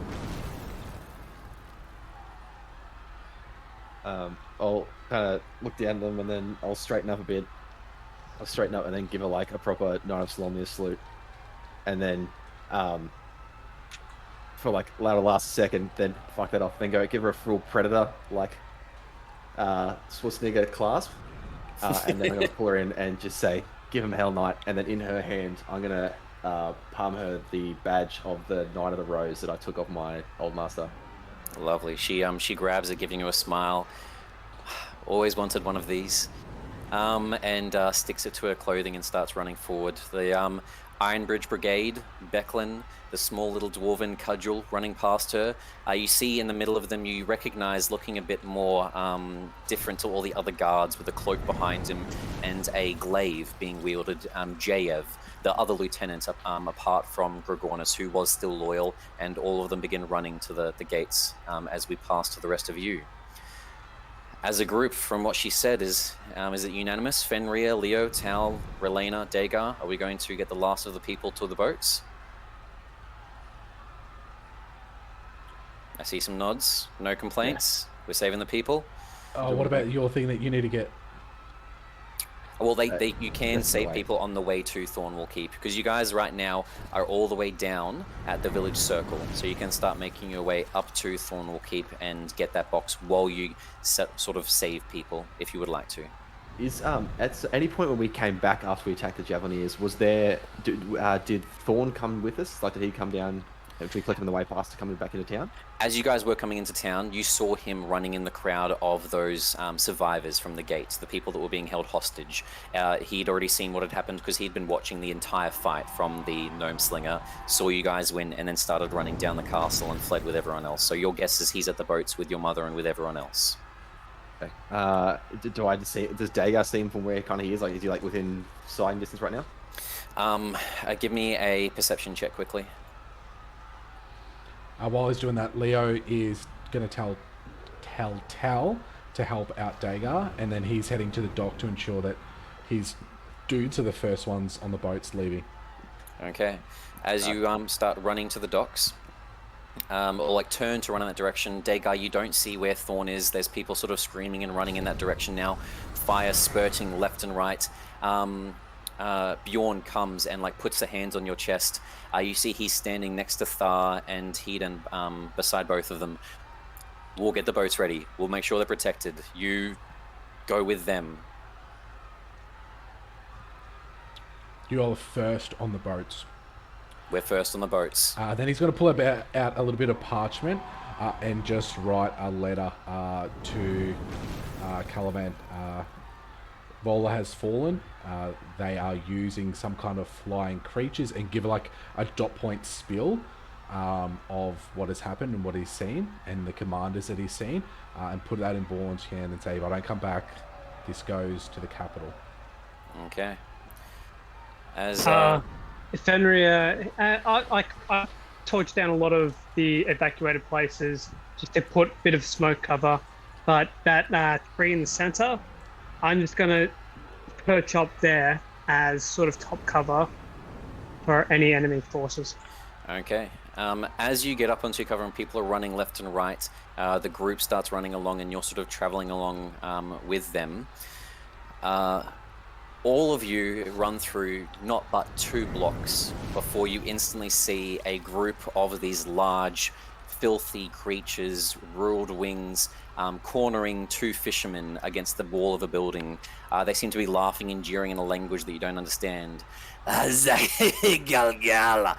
as they're sort of pushing up on both of the fishermen here, 2 of the last survivors of the area, you don't see behind, but you hear an order sort of shouted towards them from another voice, a bit deeper, a bit darker in that language. And then a surprise, a trip smack, a female, oh! And then magic slammed off and a shout in pain, as we're going to bring everyone to our first of the Vogler attacks. First?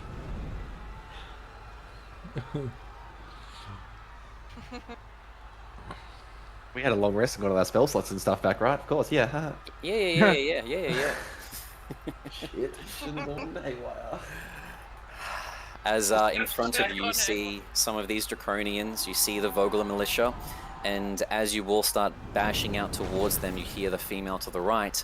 As hearing the people that start slinging spells running out themselves, Freya, would you like to introduce your character? Who is Freya? Where is she from? And what does she look like? I'm Freya the Fierce from the Star Mounts. I'm an apocalypse and I have no vision that I'm here. And I've entered this village where there is. I have my monk clothes just all leather, my darts, and my special short sword from my master Turi, who passed away before I came. Your monkish clothing, and then that lovely jade scimitar that runs along your side, the short sword with sort of an emerald in the hilt of it, as you were stumbling into Vogler for your own reason at the moment, and seen that people were in need. You saw the attack that was happening and had thought, okay, I need to get more help. I can't take on that many people by myself. And as you tried to sneak past, tripping over a bit of rock, you landed face first and then were slammed in the gut with lightning. I'll bring everyone over to the Vogler militia, the attack that is happening here, and what everyone sees in front of them.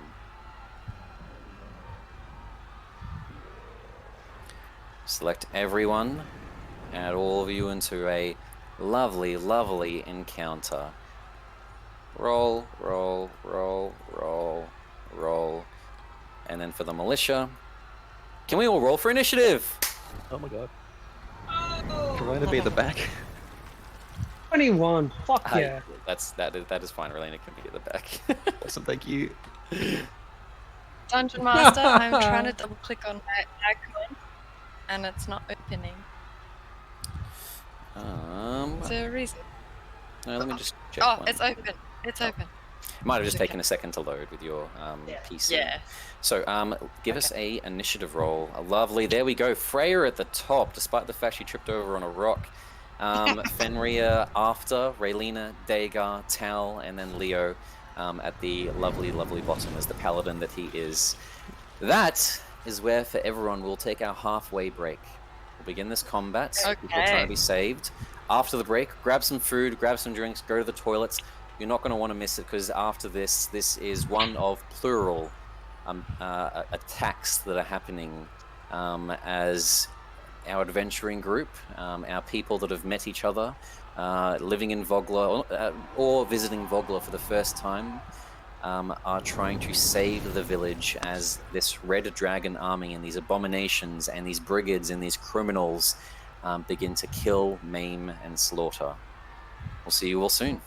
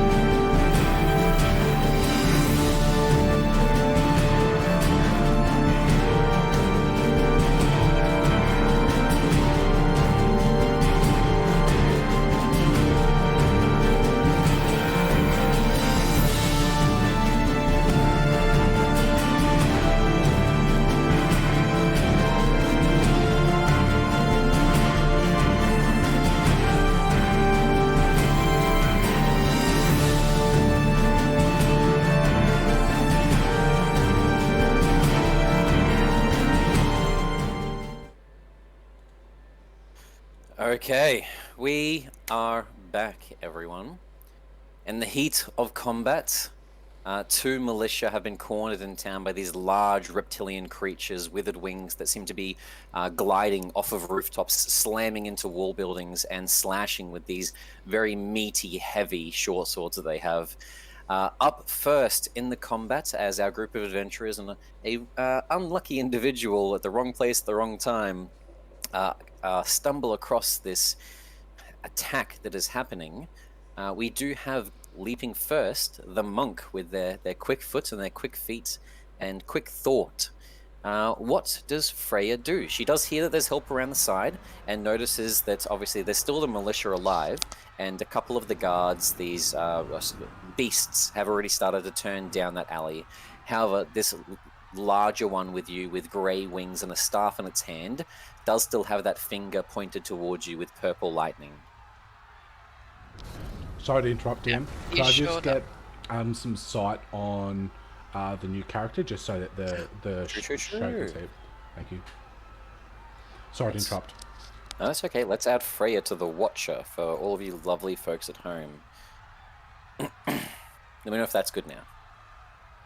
Good. Okay, so Freya, what are we doing? Okay, so let's see. This guy who attacked me with his Yes. lightning is gonna get it. Now that you've got help, obviously. Before it was like, No. Yeah, different story now. Okay, so he's about 15 feet away from me, right? Yes. So, and I have 40 feet of movement. Amazing. So, what I'm going to do is I'm going to, okay, role play. As Freya, I take my Turi's Jade Blade. I jump towards this creature and I attempt to stab it in his chest. Okay. As we run up towards him, give me an attack roll. He was still getting ready to cast a spell and wasn't expecting you to just like rush him. He's used to a lot of the townsfolk running, screaming in fear. Okay. Just be patient. My computer's a bit slow. I'm opening up my little page. As long as you roll good once you roll it. Okay. So this, just checking as well, is this going to be a certain type of strike or just an unarmed strike? So this is my monk weapon strike. Oh, true. First we're using And then your... that could be my, Okay, lovely, lovely. So this will be yeah. the blade from Turi. Okay, give me an attack roll with it. I'm struggling, guys. It was open before. I know why. I know why. My measuring tool's open. Oh, you were trying to... I told you about that. Okay, click on your person, inventory, short sword. And this guy doesn't look too armored. He's not holding a shield. He does have this like metal collar around his top half. Very Egyptian in style, and a large belly half plate covering his stomach and legs. So can block some attacks, but not all. And we'll see as Freya sort of steps up with her jade short sword, goes for a slam across to this creature.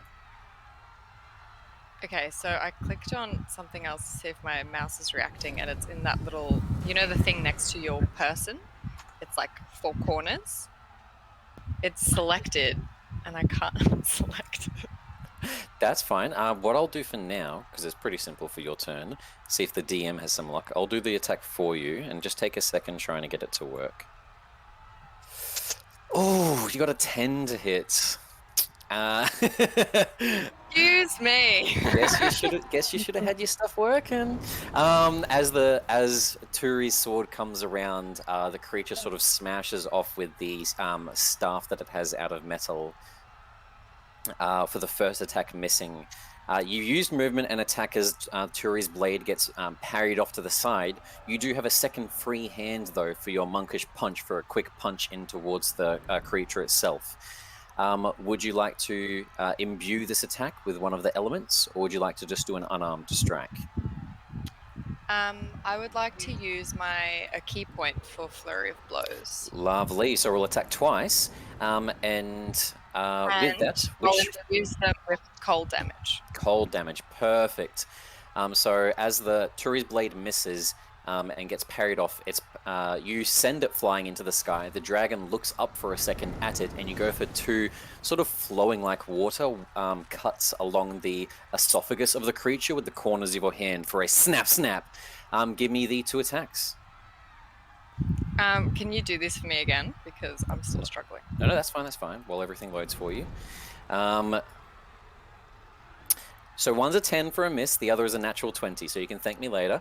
But with cold damage, you cannot thank me later. I rolled a 1 and a 1 on the 2 dice. So 6 damage to the creature in front of you, this sort of commander of the other forces. As the slash comes across its neck from either side with the cold, and you do see that it flakes across. It doesn't seem to deal extra damage, but it also isn't weakened, your cold punches. However, the thick skin of this beast definitely seems to be a lot tougher than you were expecting, as it didn't deal as much damage as you'd hoped, taking a look at obviously just from the bad roll. After Freya, as she runs into combat, maybe biting a bit more. I can't use the rest of my movement, sorry. You can, but it obviously would get an attack opportunity against you. What would you like to do? Risk it? Risk the biscuit. I want to jump on the roof. Okay. It will be an acrobatics check if you would like to get up there. Still can't do it. You do it for me. No problem. Acrobatics. 22, you do make that one. So as you climb up, he does go in his hand, the staff that he was holding, you see that it prongs out into several large, sort of ornately and demon-y colored spikes, and shaped in weird coppers and rainbows, and like the colors oil would be, where it sort of changes in a rainbow, but a dirty rainbow. And this trident goes to slash at your back. For a 16 to hit. Misses, bitch! Just misses. You already have grabbed onto some of the decorations from the Kingfisher Festival and have started flinging up the roof, climb up, and managed to make it with the rest of your 25 feet of movement onto the roof itself. Across the edge, you can hear the running footsteps and shouts of people coming to help here. But that is Freya's turn. Fenrir, you are up. What would you like to do? I'm going to push forward to this lizard creature here. The first one I can get to. 100%. So you get in front of him? Yes, and I'm going to use Booming Blade. 100%. Give me an attack roll. So despite the casting of Booming Blade, because this is your first time using it with Fenrir, it'll be an attack of your rapier, and we'll add the effect of Booming Blade on after the fact. Okay, so I just go... Yeah, okay. Rapier... I forgot you're the arcane trickster. I was like, how the hell is our rogue casting a spell? Lovely. 11 to hit.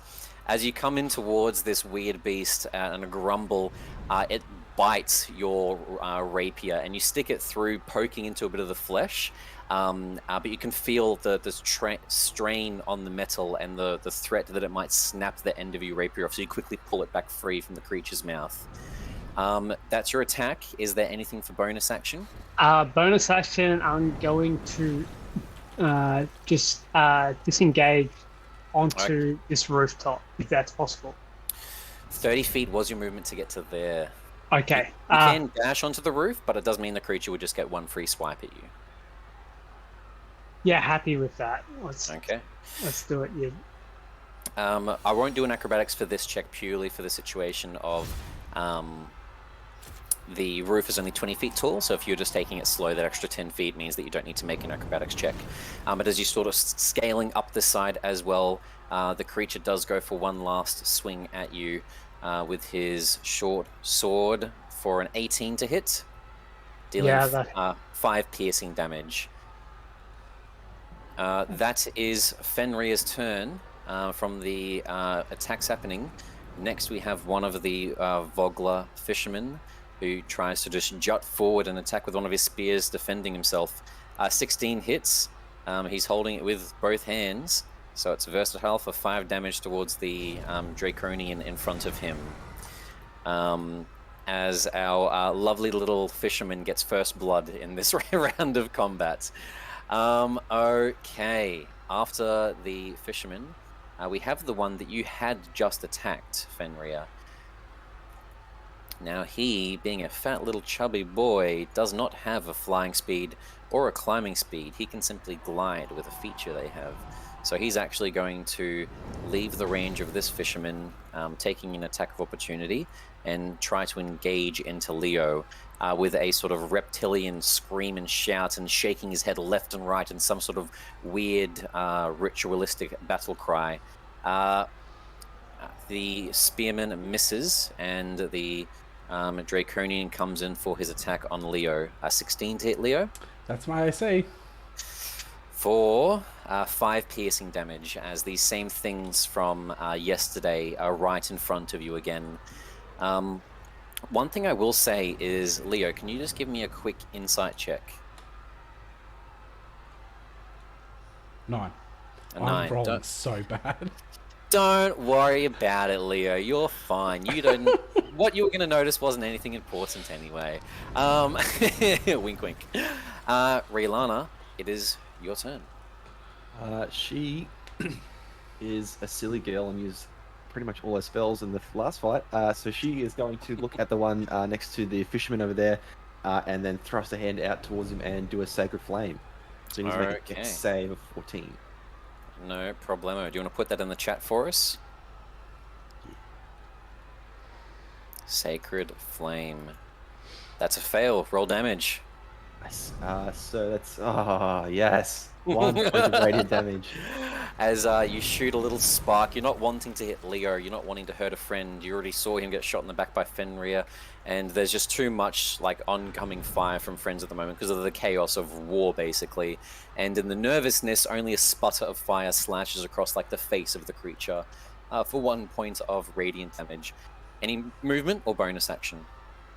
No, she's really got not much she can do. So for the moment, she's just gonna back up a little bit, just a step, and then that's gonna be her turn. Okay. After Elena, we have Dagar, newly knighted with the pin on his chest. For the first time in his life of 3 decades, nearly 4 decades, that he's finally become a member of the Knights of Solemnia. Until this point, even though he'd been trained, he was always an initiate, which isn't a member. Becklin has entrusted you with not only the safety of the people, but a cause that she may not be able to be a part of anymore. What is Dagar's first turn as he sees people in need? Yeah, so unsheathing his sword, he is going to rage and head to here, and then he is going to have a swing at this abomination, but he is also going to use the Score of Solemnia feat for a precise strike, and kind of just bring his sword back up to the shoulder and just thrust from behind as he's kind of distracted with Leo. 100%. Give me an attack roll with advantage.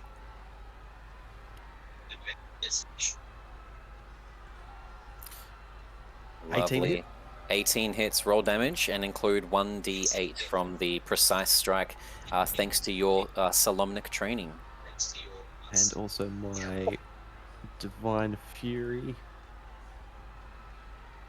And Solomnia. Great. Fuck off. 16 points of damage. 16. Nice. Okay, bringing it down to single digits with that hit. Bloodied, you slash through its neck. It juts to the side so that it doesn't get skewered on your blade, but you do slice through an artery on its neck, and a bunch of blood starts pushing forward from this grotesque scales that are sort of covering the side of its flesh in a deathly cry. That is Dagar's turn. Man. Okay, perfect. After Dagar, we have one of the creatures here that is fighting the militia and is going to continue to do so. Goes for a slash towards this militia.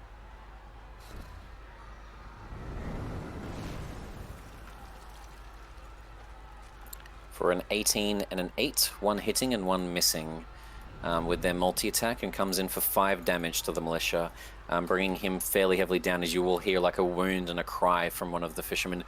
Help, please! As he's sort of backed in a corner, surrounded by 2 of them. That is that Draconian's turn.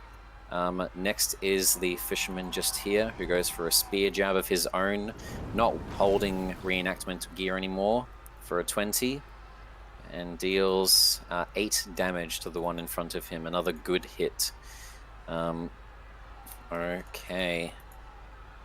After our fisherman, our next adventurer, Tal, at the back of the group, everything going on, seeing Fenrir climbing up and seeing a silhouette and head of a creature on the rooftop to the right as well. Seems to be some sort of woman.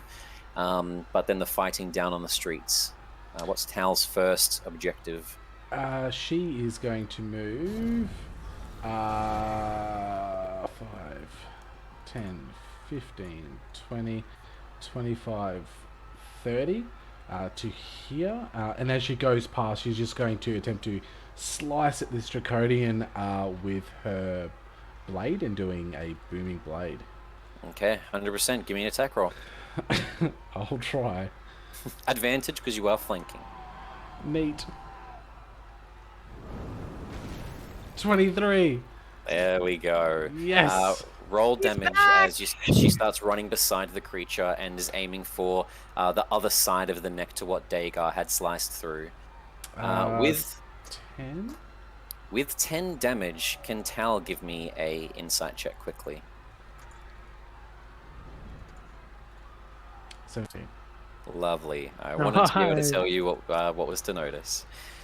This is one of the soldiers that you all fought back in the prelude, back when you saw the Dead Knights of Solemnia. Those 2 that were on the ground there, this is one of those 2. You still see the wounds that were caused by Fenrir and by yourself. It looks like what they'd done back there was fake their death. They'd played possum as no medicine checks were done and they were just lying to flee. That's probably why the boats were still burned on the other side and everything like that. Everyone was too worried about saving Leo, who was dying at the time, rather than actually properly investigating the bodies. In that last second, as she realizes it doesn't seem like a big thing. She's just seen that this is one of the guys that didn't die. The big situation is that this abomination, for the first time in this campaign, actually reaches 0 hit points. Can I please get a Constitution saving throw from Tal, Dagar, and Leo? It's like just more evidence that Leo spit a dead weight, I think.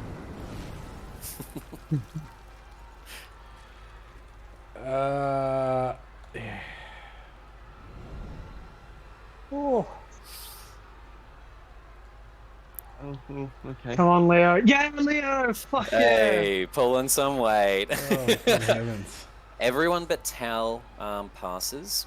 As the creature is slashed along the other side of its neck, the blood that's spurting out from Dagar's wound and Tal's wound begins hardening and crusting into some sort of like clay or mud, and the clay and mud starts turning black and grey, and the grey starts spreading quickly in the flash of an eye across its body. The entire body of this creature, with one last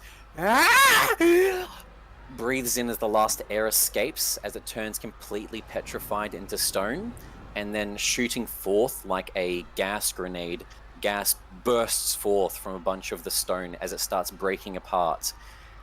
Tal is petrified for the next minute. Oh no. No. Okay. Heaps not good. That's heaps not. No. After Tal's turn, as running past the creature and the vapors, she accidentally inhales them in the surprise of what is going on. She thought this thing died the first time, and as she breathes them in, you see her slows down, hardens, and stone becomes skin. That is Tal's turn. Next up, we have this. And only just one check one thing here, because this is the very first time using it. The creature restrained. Oh, okay. No. One more step. She's slowing down at the moment, turning to stone. Just like the petrification from a gorgon or other creatures, she has one more turn for a saving throw.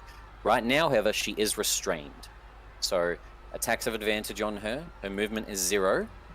And next turn, she'll be petrified as she can feel the insides of her throat starting to harden up. And her skin is kind of doing what Leo's does. The stone's starting to form over it, but this is not a racial trait. The Draconian fighting the fisherman here continues his fight, making 2 short sword attacks for a 9 and an 8, both missing on the fisherman, as the fisherman's managing to hold his own one-on-one with this Draconian at the moment. Lovely. Next up, being attacked, we have the Bozak Draconian, the grey-skinned, trident-wielding mage of the group. Not really sure what to do. He steps back ever so slightly, seeing a bit too much combat than what he was expecting, trying to get line of sight on this little monk that scaled up the edge of the building. He does see the also across the way, Fenrir, over in your distance there, Fenrir. Looking towards the both of you, cocking its head ever so slightly. Can I give me one sec here. See if it's a highs or lows for what is happening.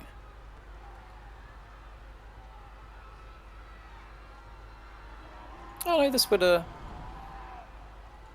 affect both of you. Range 20. How close are you guys? 5, 10, 15, 20. No, it wouldn't. Sad face. You're both very lucky.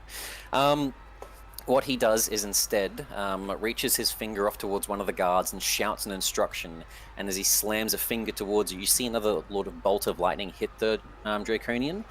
And the large one that's fighting the fisherman grows in size, growing, larger than Gorgonus, sorry, as the enlarge spell is cast on him. As his size increases to large, his short sword turns into the same size as Leo's weapon, as he is currently being enlarged by this caster at the moment.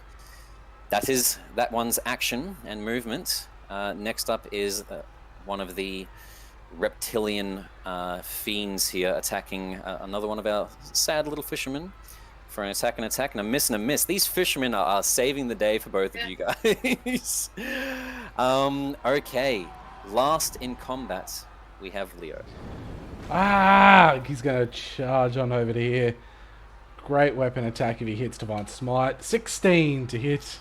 16 hits. These guys don't have shields. They've just got the sort of half plate that they're wearing. Roll damage. 19 damage and then 2d8. That's dog shit. I'm going to re-roll one of those 2s there with my great weapon fighting. 100%. Think so. Oh, to 6. So that goes from 19 plus 4 is 23 plus 4 is 27. 27 damage. Even if this thing was full hit points and was completely healthy, hadn't been touched, that would not matter. You slash across and guitar sort of sliding on your knees, you turn at an angle as the blade cuts across the sort of middle of the thighs of the creature. Thigh cut, and then both legs fall to the ground, and as the torso is falling to the ground, you see that the thing screams. One last breathe in as it turns to stone and shatters in front of you again. Can I please get another Constitution saving throw? Mm-hmm. Just full of confidence. Oof. Passes a saving throw. He quickly, Leo covers his mouth so he doesn't breathe any of it in, the gas that was sort of being expunged from this creature, as it is also reaved from the life that once was inside it. Is that Leo's turn? I don't have any movement left to be able to move up and attack again. So Leo is going to thrust his sword into the air and cast Bless.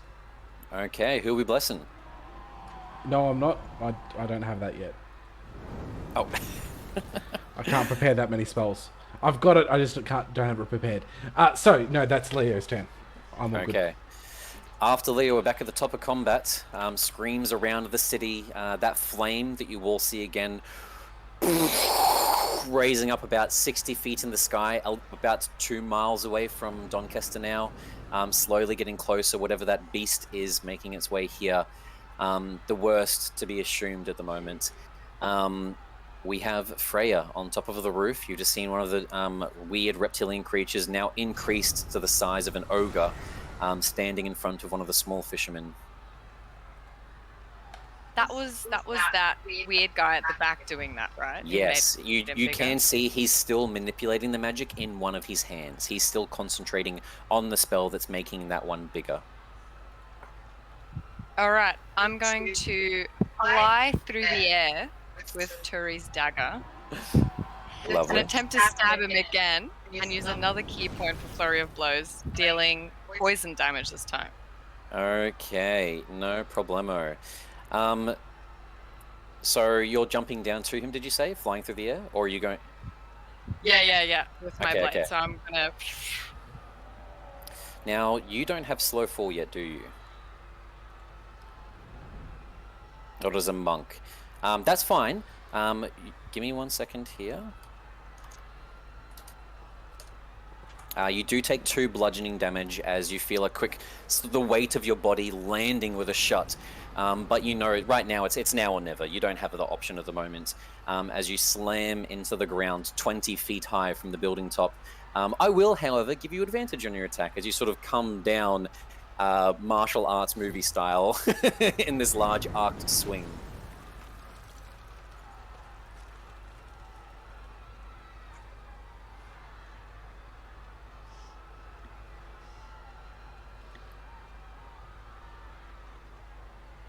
Two secs, I thought I clicked it. I mean, I can roll for you again if you'd like. Get 2 misses out of 1 and then roll 1 on the damage dice. Yeah.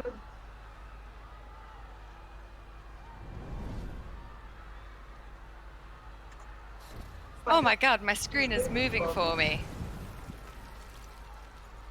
Oh, so, okay, well, we're getting somewhere. We've got the pot of iron from your inventory. And now we just need the short sword. Unless you would like to be swinging, Link style, a pot down towards him ceramically. There we go. Okay, give me an attack roll with advantage.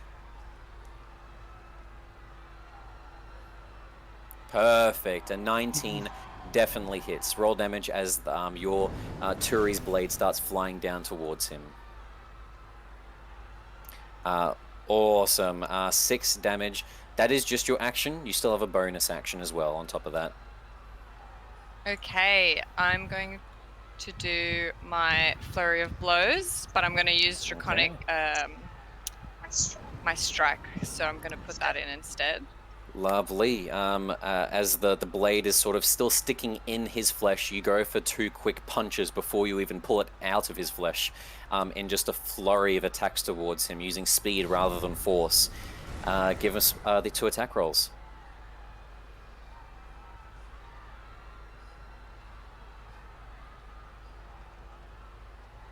That is a hit, and do the second attack roll. We'll do both at the same time.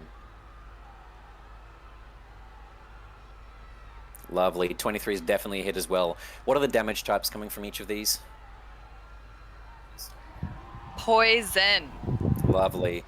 So as the fists are coming towards him, they're sort of aiming for areas that he would breathe again. You're aiming again for the esophagus, and then another punch is kind of coming towards one of the lungs. And as they are, your hands are already started to be covered in like a weird layer of green. And as they make contact, you attempt to infect him. Slam once, slam twice. 6 poison damage from the first, and from the second. 5 poison damage from the second, bringing him down to bloodied as he sort of heaves in and coughs out a little bit of blood as you're infecting him with just punches. Lovely from Freya. After Freya, witnessing everything that's happening from all below, having the bird's eye view, Fenrir, it is your turn. Question, with the enlarged dude, is that a concentration spell? That is. And that is a fail. As you slam him in the stomach, he kind of coughs up a little bit of that blood, and as he does, the magic breaks from his hands, and the Draconian shrinks back down into size. Okay, I'm going to short bow that mage. Okay, give me an attack roll.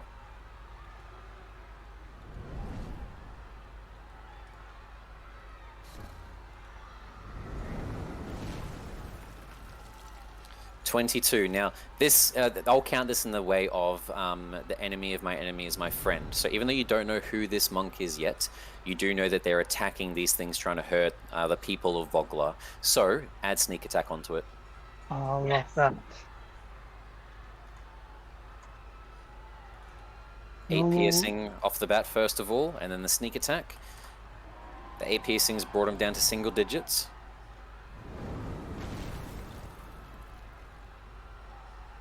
Five, a good roll, just shy. So as the arrow slams down into the gut of it, just beside the large belly plate of half plate that this thing is wearing, covering its stomach, you shoot it just in the gap beside it, as the thing's eyes sort of dart between everyone, the entire battlefield in fear at the moment. That is your turn, Fenrir. Anything for movement and bonus action, or are we just going to stay there and use this advantage? Stay here and use this advantage. Okay. We have one of our hardy Vogler fishermen. Come here, you scallywags, as he comes in for a stab and misses this time. That is the fisherman. We then have the dead Draconian near Dagar. We can take you out of initiative. Rilana, at the back of everything. What are we doing? She is going to... Let's make sure she can do the movement. She's going to run... Yeah, other side of Tau, and then kind of put a hand on her, the freezing legs, and be like, oh no, no, no, no, no. And then just kind of look over her shoulder and be like, yeah, and just flick her wrist, and then do another Sacred Flame on the one just to the right of this fisherman up here. Okay, yeah, put it in the chat and we'll do that roll. Dex save for him. Saving throw roll. He does pass that time. So as the fire slashes towards him this time, you see that he grabs the clothing of the fisherman and shoves the fisherman in front, and you, at the last second, really arches her hand to the right so that she purposely misses the attack, as this beast seems to be trying to use just random civilians as cover. That's her action. Anything for bonus action? No, that's Okay. yeah, that's a turn. Next up, we have Dagar.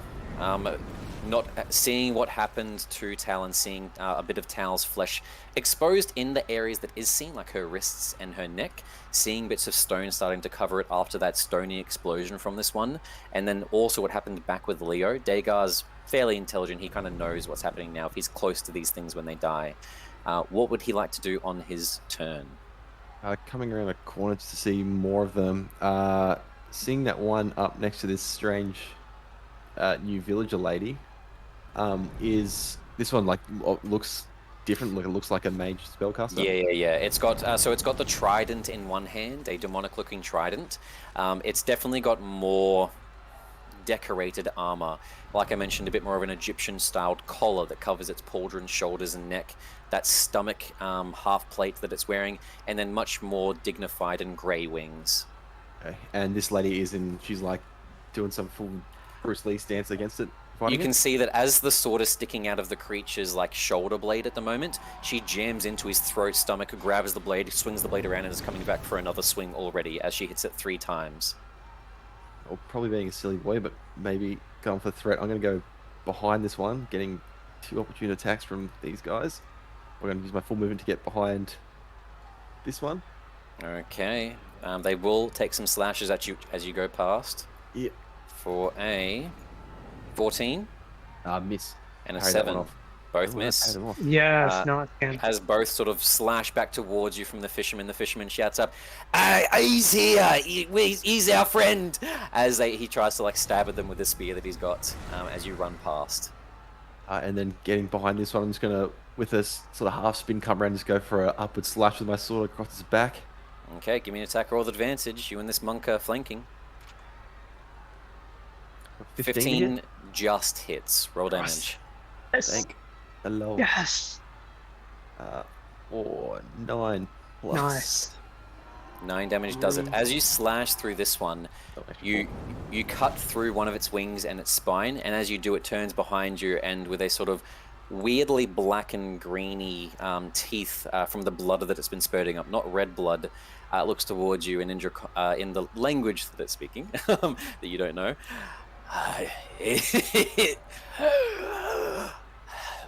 Galda, and it explodes in a burst of acid in all directions.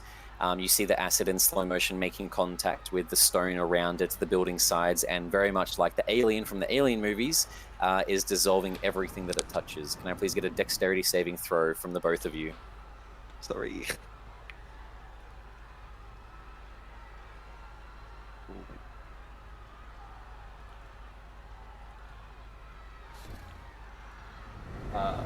Would this be an effect I can see given my danger sense? 100%, yeah. Yes. Good job for remembering. 18 is a pass from Dagar. Nice. They're in your attributes. And then once you click on your dexterity, it'll give you the option for either ability throw or ability check or saving throw. The lovely people at Foundry Virtual Tabletop, making it nice and easy for people to do a variety of different things. Sponsor us. A 14 is also a pass. So as it Nice. explodes and there's this miniature explosion and acid pouring out in all directions, you both quickly sort of cover yourself with clothing, and the clothing and the cloaks that you're wearing gets shriveled and burnt away rather than your actual flesh. I look at him and give him a wink. I just throw my cloak dramatically behind me after blocking it and give her a nod. Dager's a whore. What about Yelmy? Just work here, man. I don't know what's going on. This chick After Dagar, we do have one of the guards here, one of the Draconians, who just attempts to finish the fisherman off in front of him. They've got instructions: a 22 to hit, and a 17 to hit. Both of those hit the fisherman. 5 damage and 7 for a total of 12 to the fisherman with 6 hit points left. You guys hear, "He's my friend, don't you?" as he's stabbed in twice in the neck, and then another one in the side as he falls to the ground, and they turn their attention to you. After that Draconian, we have the fisherman next to you, Leo. He comes up to screaming wildly, just wanting to avenge his friend for a spear attack. With a 19 to hit. "Greg, how no!" as he runs up and does slash into it, but it parries the blade just at the last second, only managing to deal 2 damage. That is that fisherman's turn. It is Tal's turn. On the start of Tal's turn, can I get another Constitution saving throw? Sure. Tal goes to sort of reach towards Leo, and for the... I'll ask you, do you think... It won't fully escape her lips, but do you think for the first time she would actually speak and say help? No. No, okay. Quiet to the world around her, she goes just as she came, still alive, but alive in this petrified form, and freezes up completely in stone. That is Tal's turn. After that, we have the Draconian that just got slashed for 2 damage, who goes for a slash back of his own. For a 22 and a 13, the 22 hits for 6 damage towards this fisherman, who is still standing after the 6 damage, luckily. And the Draconian sort of just hissing back and forward, still speaking in a language that none of you can comprehend. Leo, it is your turn. Alrighty. Leo is going to turn about and then move 5, 10, 15, 20 right to here and attack this guy with advantage. Okay, give me an attack roll. 19. No, I hit the button twice. 2 2s. What I will do, because one is a miss and one is a hit technically, depending on how we would do it, roll again with advantage rather than rolling it multiple times. We'll do one retcon. We'll see what you get. I don't have the macro for advantage, so... Oh no, so if you just click on the weapon, it doesn't give you the option? Oh no, I had to set up a macro for the Great Weapon Fighter Master. Oh, okay, okay. people. I get what you're saying. Okay. That's fine. Just do 2d20. So /r space 2d20. Perfect. So we have a 7 and a 12. So a 12 plus 5 would be a 17. Minus 5 would go back down to a 12. Correct? Yeah. Yeah, correct. So Yeah. that math's correct. A 12 to hit. A 12 just misses.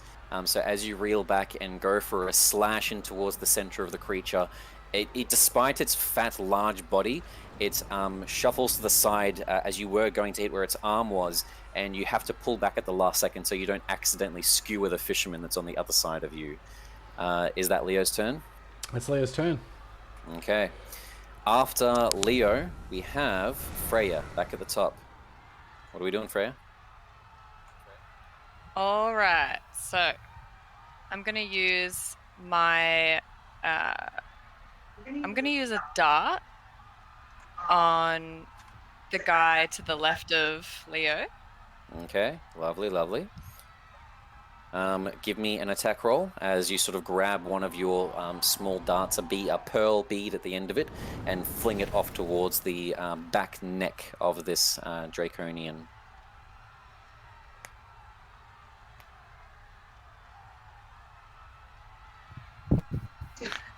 Two seconds. So you open your dot, boom dice. Ready inventory? Yeah, I'm in there. Right. Thanks for- The pressure, the stress, the anxiety. Will she hit or won't she? The Tao's now fully stone now. She's like frozen solid. Yes, for the next minute. It's not a long time, but in combat it's a long time, obviously.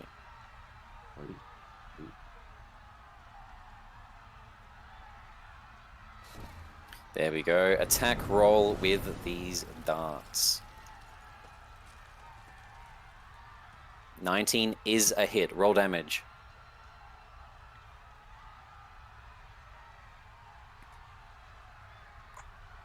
A 6. Lovely. So as the dart slams across in the back of the creature, a lot of blood starts pouring out as you purposely aimed for like where one of its like key points is. Key points being literally just where a lot of the tendons were and arteries, as a lot of blood starts pouring out. It's life essence, as you were taught. That's just your action. You still have movement and bonus action if you wanted to come up for one punch. Obviously, that doesn't need a key point. You can just get a free bonus punch if you would like. I'm actually going to move around to the guy that Leo tried to hit, the one that's attacking the fisherman. Yeah. And I'm gonna hook kick him in the head. 100%. Running to the side, you kick one of your feet off of the side of the building's wall and go for a split legs of like one foot swinging around and the other one cartwheeling across for it. Give me an attack roll with your, I'm guessing you're imbuing this with one of your damages? Yeah, Lovely. I'm gonna go poison on that. Okay, some more poison. As your boot is coming up towards the creature, the boot itself starts being sort of coated and covered in that weird brown-green liquid that was previously on your fists. So in your features, you should see your strike. There we go. Give us an attack roll with that. Sorry, it's a bit delayed. Ignore those ones. Okay, that's okay. I was like, are you using flurry of blows? No problem. Give me the attack roll.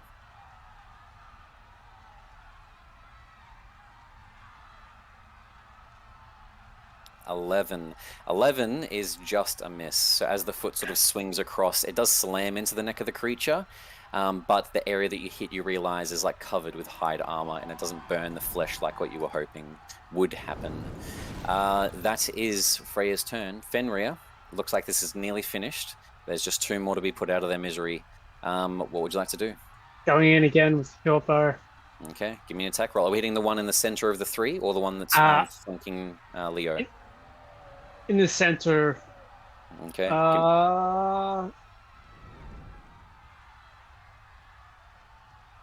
Actually, I'm going to go to the one that's flanking Leo. Okay, give me an attack roll. Oh, fuck. Oh, duck. A 9 does not hit as the arrow skirts past and smashes into the ground.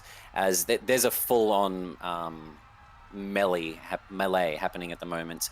The fisherman, this weird monk lady that just kind of came out of nowhere and seems to be able to defend herself. Leo, the two weird reptilian creatures, and also not wanting to hit the body of the dead fisherman on the ground. You don't want to be disrespectful. There's just so much stuff going on to calculate that the stress of all of the arrow doesn't hit where Fenrir was aiming. Still got bonus action and movement. Anything, or wait there? I'm going to, I'm going to wait here. Okay. After that, we have Raylena. What is our little cleric going to do? Just kind of looking at the statue of Towns, going, oh no, no, no, no, no. She's gonna look back over at the other one, and then she's wasting most of her spell slots. She's gonna take a flame again. Okay. The one, like the one right in the middle of all four. Kind of allies there. No problemo. Give me the Sacred Flame. Lovely. Well, on the bright side, this is only a cantrip, so you're not using too many spell slots for these ones. But it gets a pass. The same thing as Fenrir, you're aiming and not wanting to hit a friend, and the Scorch sort of slams off and hits the armor of Leo, not actually making contact with him, as you quickly cut off the Sacred Flame just at the last second, so it doesn't actually hurt him. Is there anything else for Raylena's turn? That's her. Okay. I will say that as she's worried about Tal and looks towards her, she does see that Tal's already starting to flake and crack a little bit, so it doesn't look like this is a permanent thing. Raylena has come across petrification before, and usually it's much more long-term and usually caused by creatures that people might have seen in the river, like some sort of weird fish of some kind, or herbs they might have eaten that were lost in the jungle. It's a very, very rare condition, but usually it lasts a lot longer. It looks like the signs from Tal is that it's already starting to sort of crumble away. But with Raylena's turn, it is now Dagar. Following suit with his ninja monk friend, he's going to run around the corner and then jumping up, like just double hands on the sword overhead, slam down with a reckless attack on this guy's head. 100%. Give me an attack roll with advantage. Natural 20. Roll damage. This Yes. is going to hurt. Nice. For All this.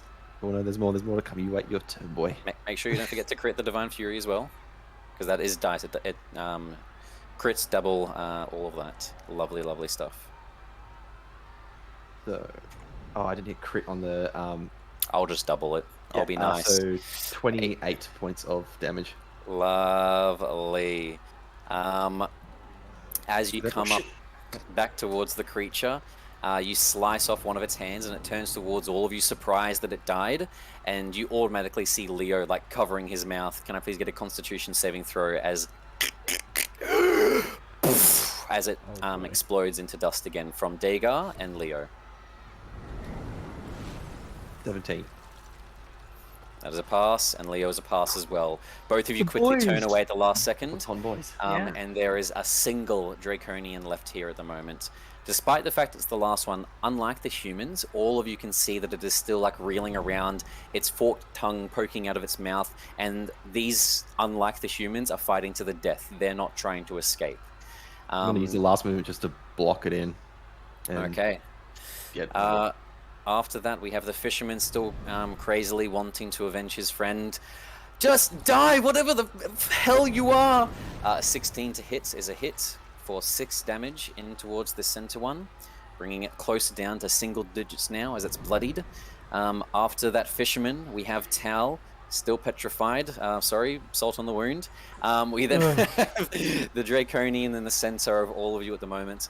The Draconian in the center, this weird creature looking at all of you, you see sort of smiles and raising to the center shouts something that some of you recognize. Takisas! And shoves his sword down his throat into his own stomach and explodes in dust in the center of all of you. Can I please get a Constitution saving throw from Leo, Freya, the militia, and Dagar?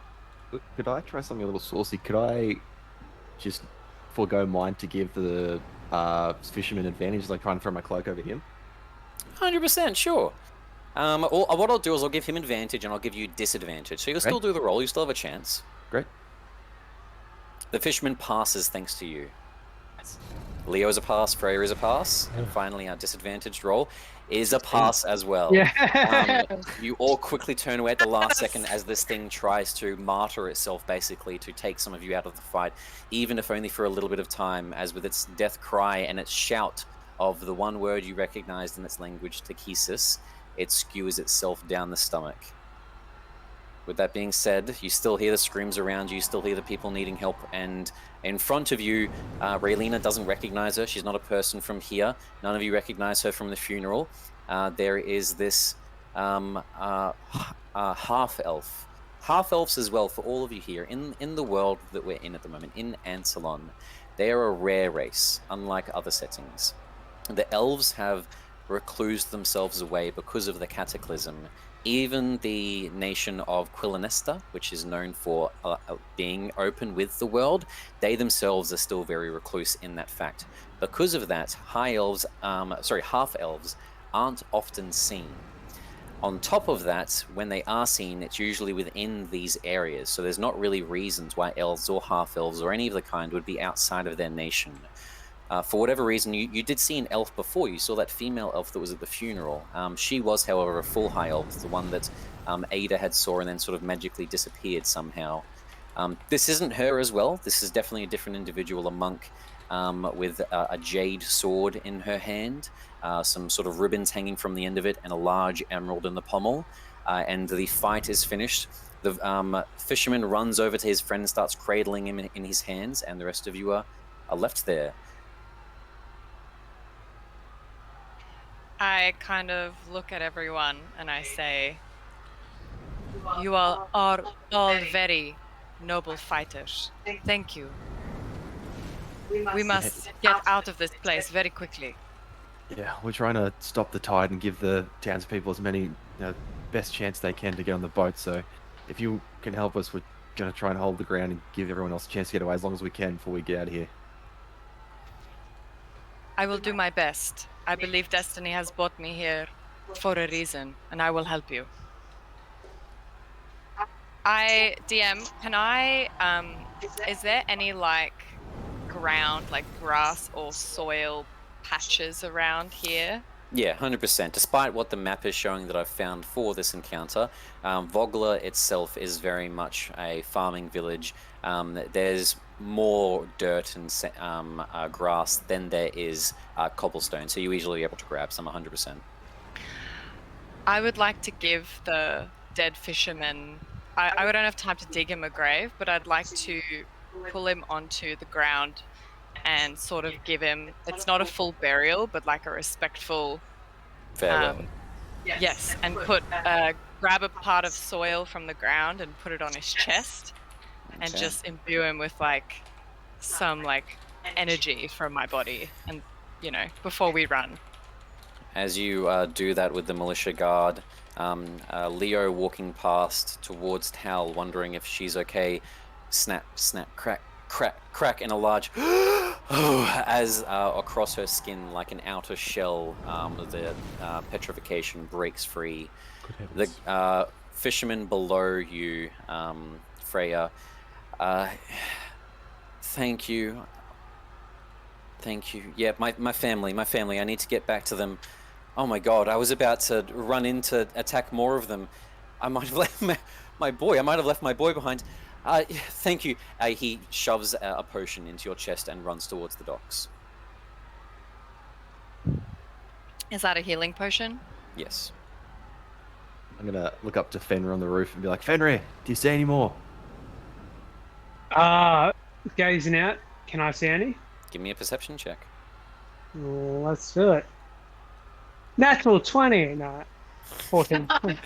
With a 14, you see along the north edge of Vogler, you don't know, but this is the same area that Leo was fishing originally, back during the competition. By himself, a little reclused area, you see a squadron of about 8 of those large, thick Draconians running along the edges of the cliffside down towards the wharf. They're still a while away from it, but they're heading in that direction, and they've all got torches in their hands. Okay, I I just relay that information. Down near the water, heading towards the wharf, we have 8 of these same bastards heading with torches to the wharf. We need to intercept them now. Do it. And then seeing Ryan's gonna look at Leo and see he's pretty cut up. She's gonna come and like put a hand on his chest and give him a first level cure wounds. Ah, yes. This Lovely. Can I take my potion now? How many hit points would that give me? 100%. 2d4 plus 2. Definitely not a time to be a dragon hoarder and save these things for when you guys are level 17. Definitely important right now. What do I type? Oh, sorry. No, that's fine. I've realized this is your first time doing this. So, /R space 2d4, and then we'll just plus 2 onto it manually. Oh, big money. Get 15 healing back. Jeez Louise. So 15 hit points to Leo. The Life petrification gone from Tal. And then, yeah, so Freya, /R space 2d4, and then enter, and that should put it in the chat for us. Lovely. Okay, so we've got a 2 and a 2 plus 2, so 6 hit points back to Freya. Okay. But do you guys all follow Fenrir's instructions as you see Fenrir sort of running across the chandeliers and sort of jumps across to the next rooftop? Yes, yeah. Sorry, Yes. not chandeliers. I forgot the names of the tiles of like a roof. Shingles. I forgot what the name of it is. Shingles? Yes, the shingles, not chandeliers. So as you leap from one roof to another and the rest of you begin following, from everyone, can I get a perception check? However, everyone but Fenrir has disadvantage.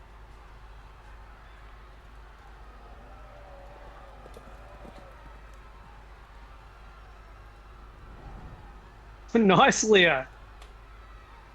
Not too bad.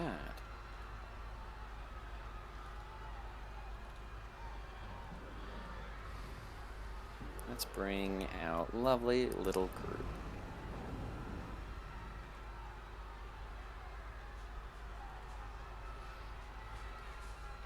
That's one.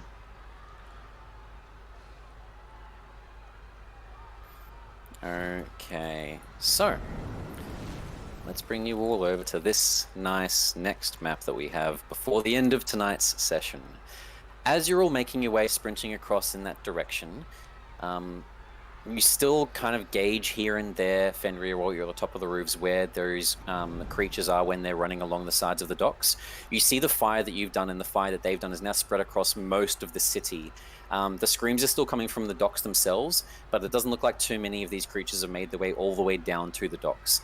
That group, you still keep an eye on them, and you can definitely tell now they've headed further in the same direction. They're going around the edges of Vogler to not get caught in the city streets with militia, that any leftover that were there, or Ironbridge Brigade members that might be in the city streets as well, and they want to burn the boat. It's 100% obvious right now.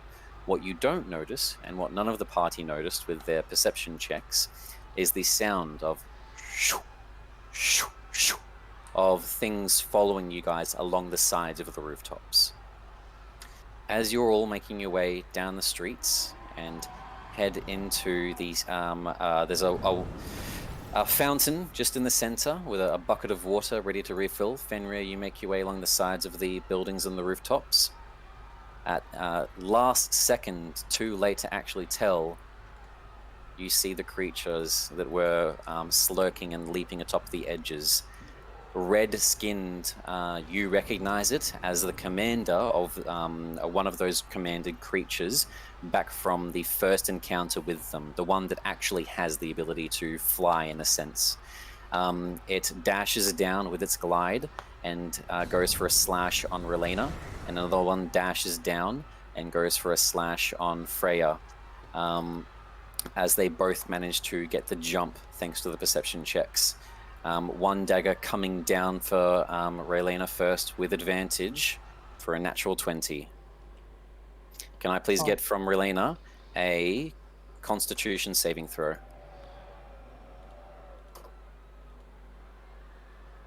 13. First of all, 24 poison damage. He's not conscious. And on top of that, while poisoned by the poison of this, not only do you have the poison condition, so disadvantage on attack rolls and ability checks, but Raylina is also paralyzed.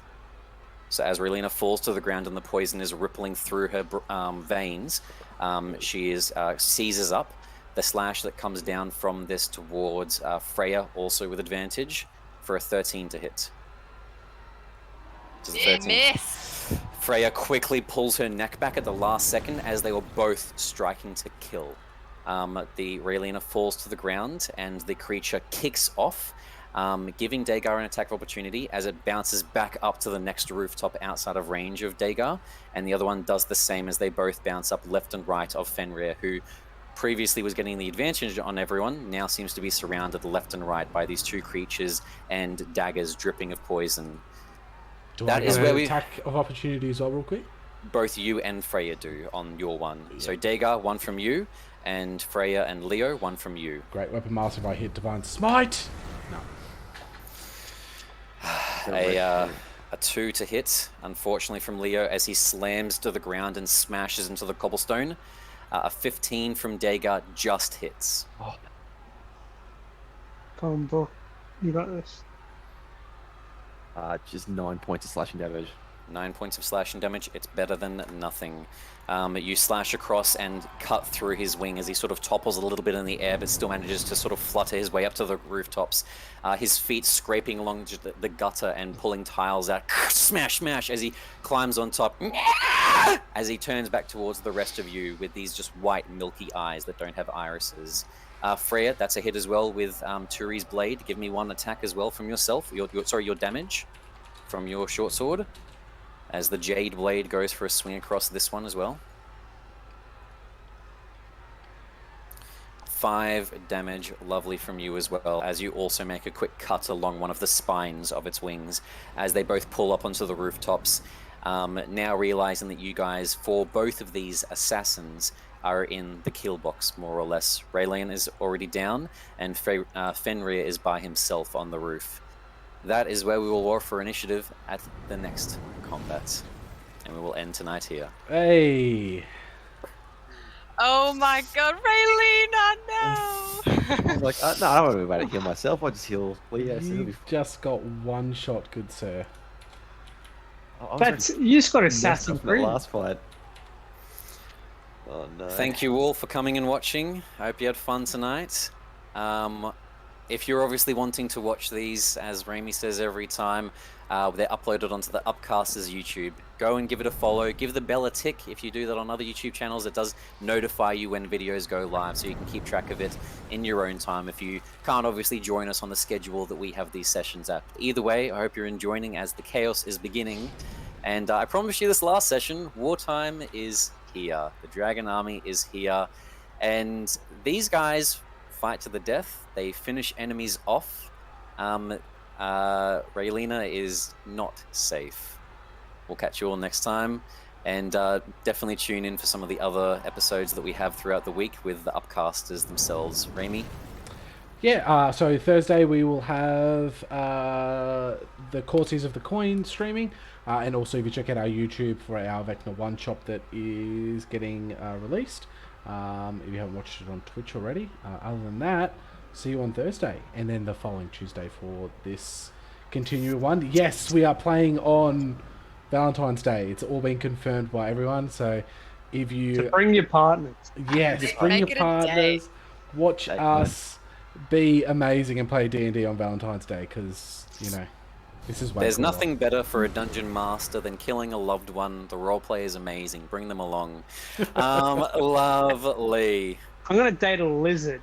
I'm gonna date that dragon creature. It's Valentine's Day. Good night, everyone. We'll catch you then.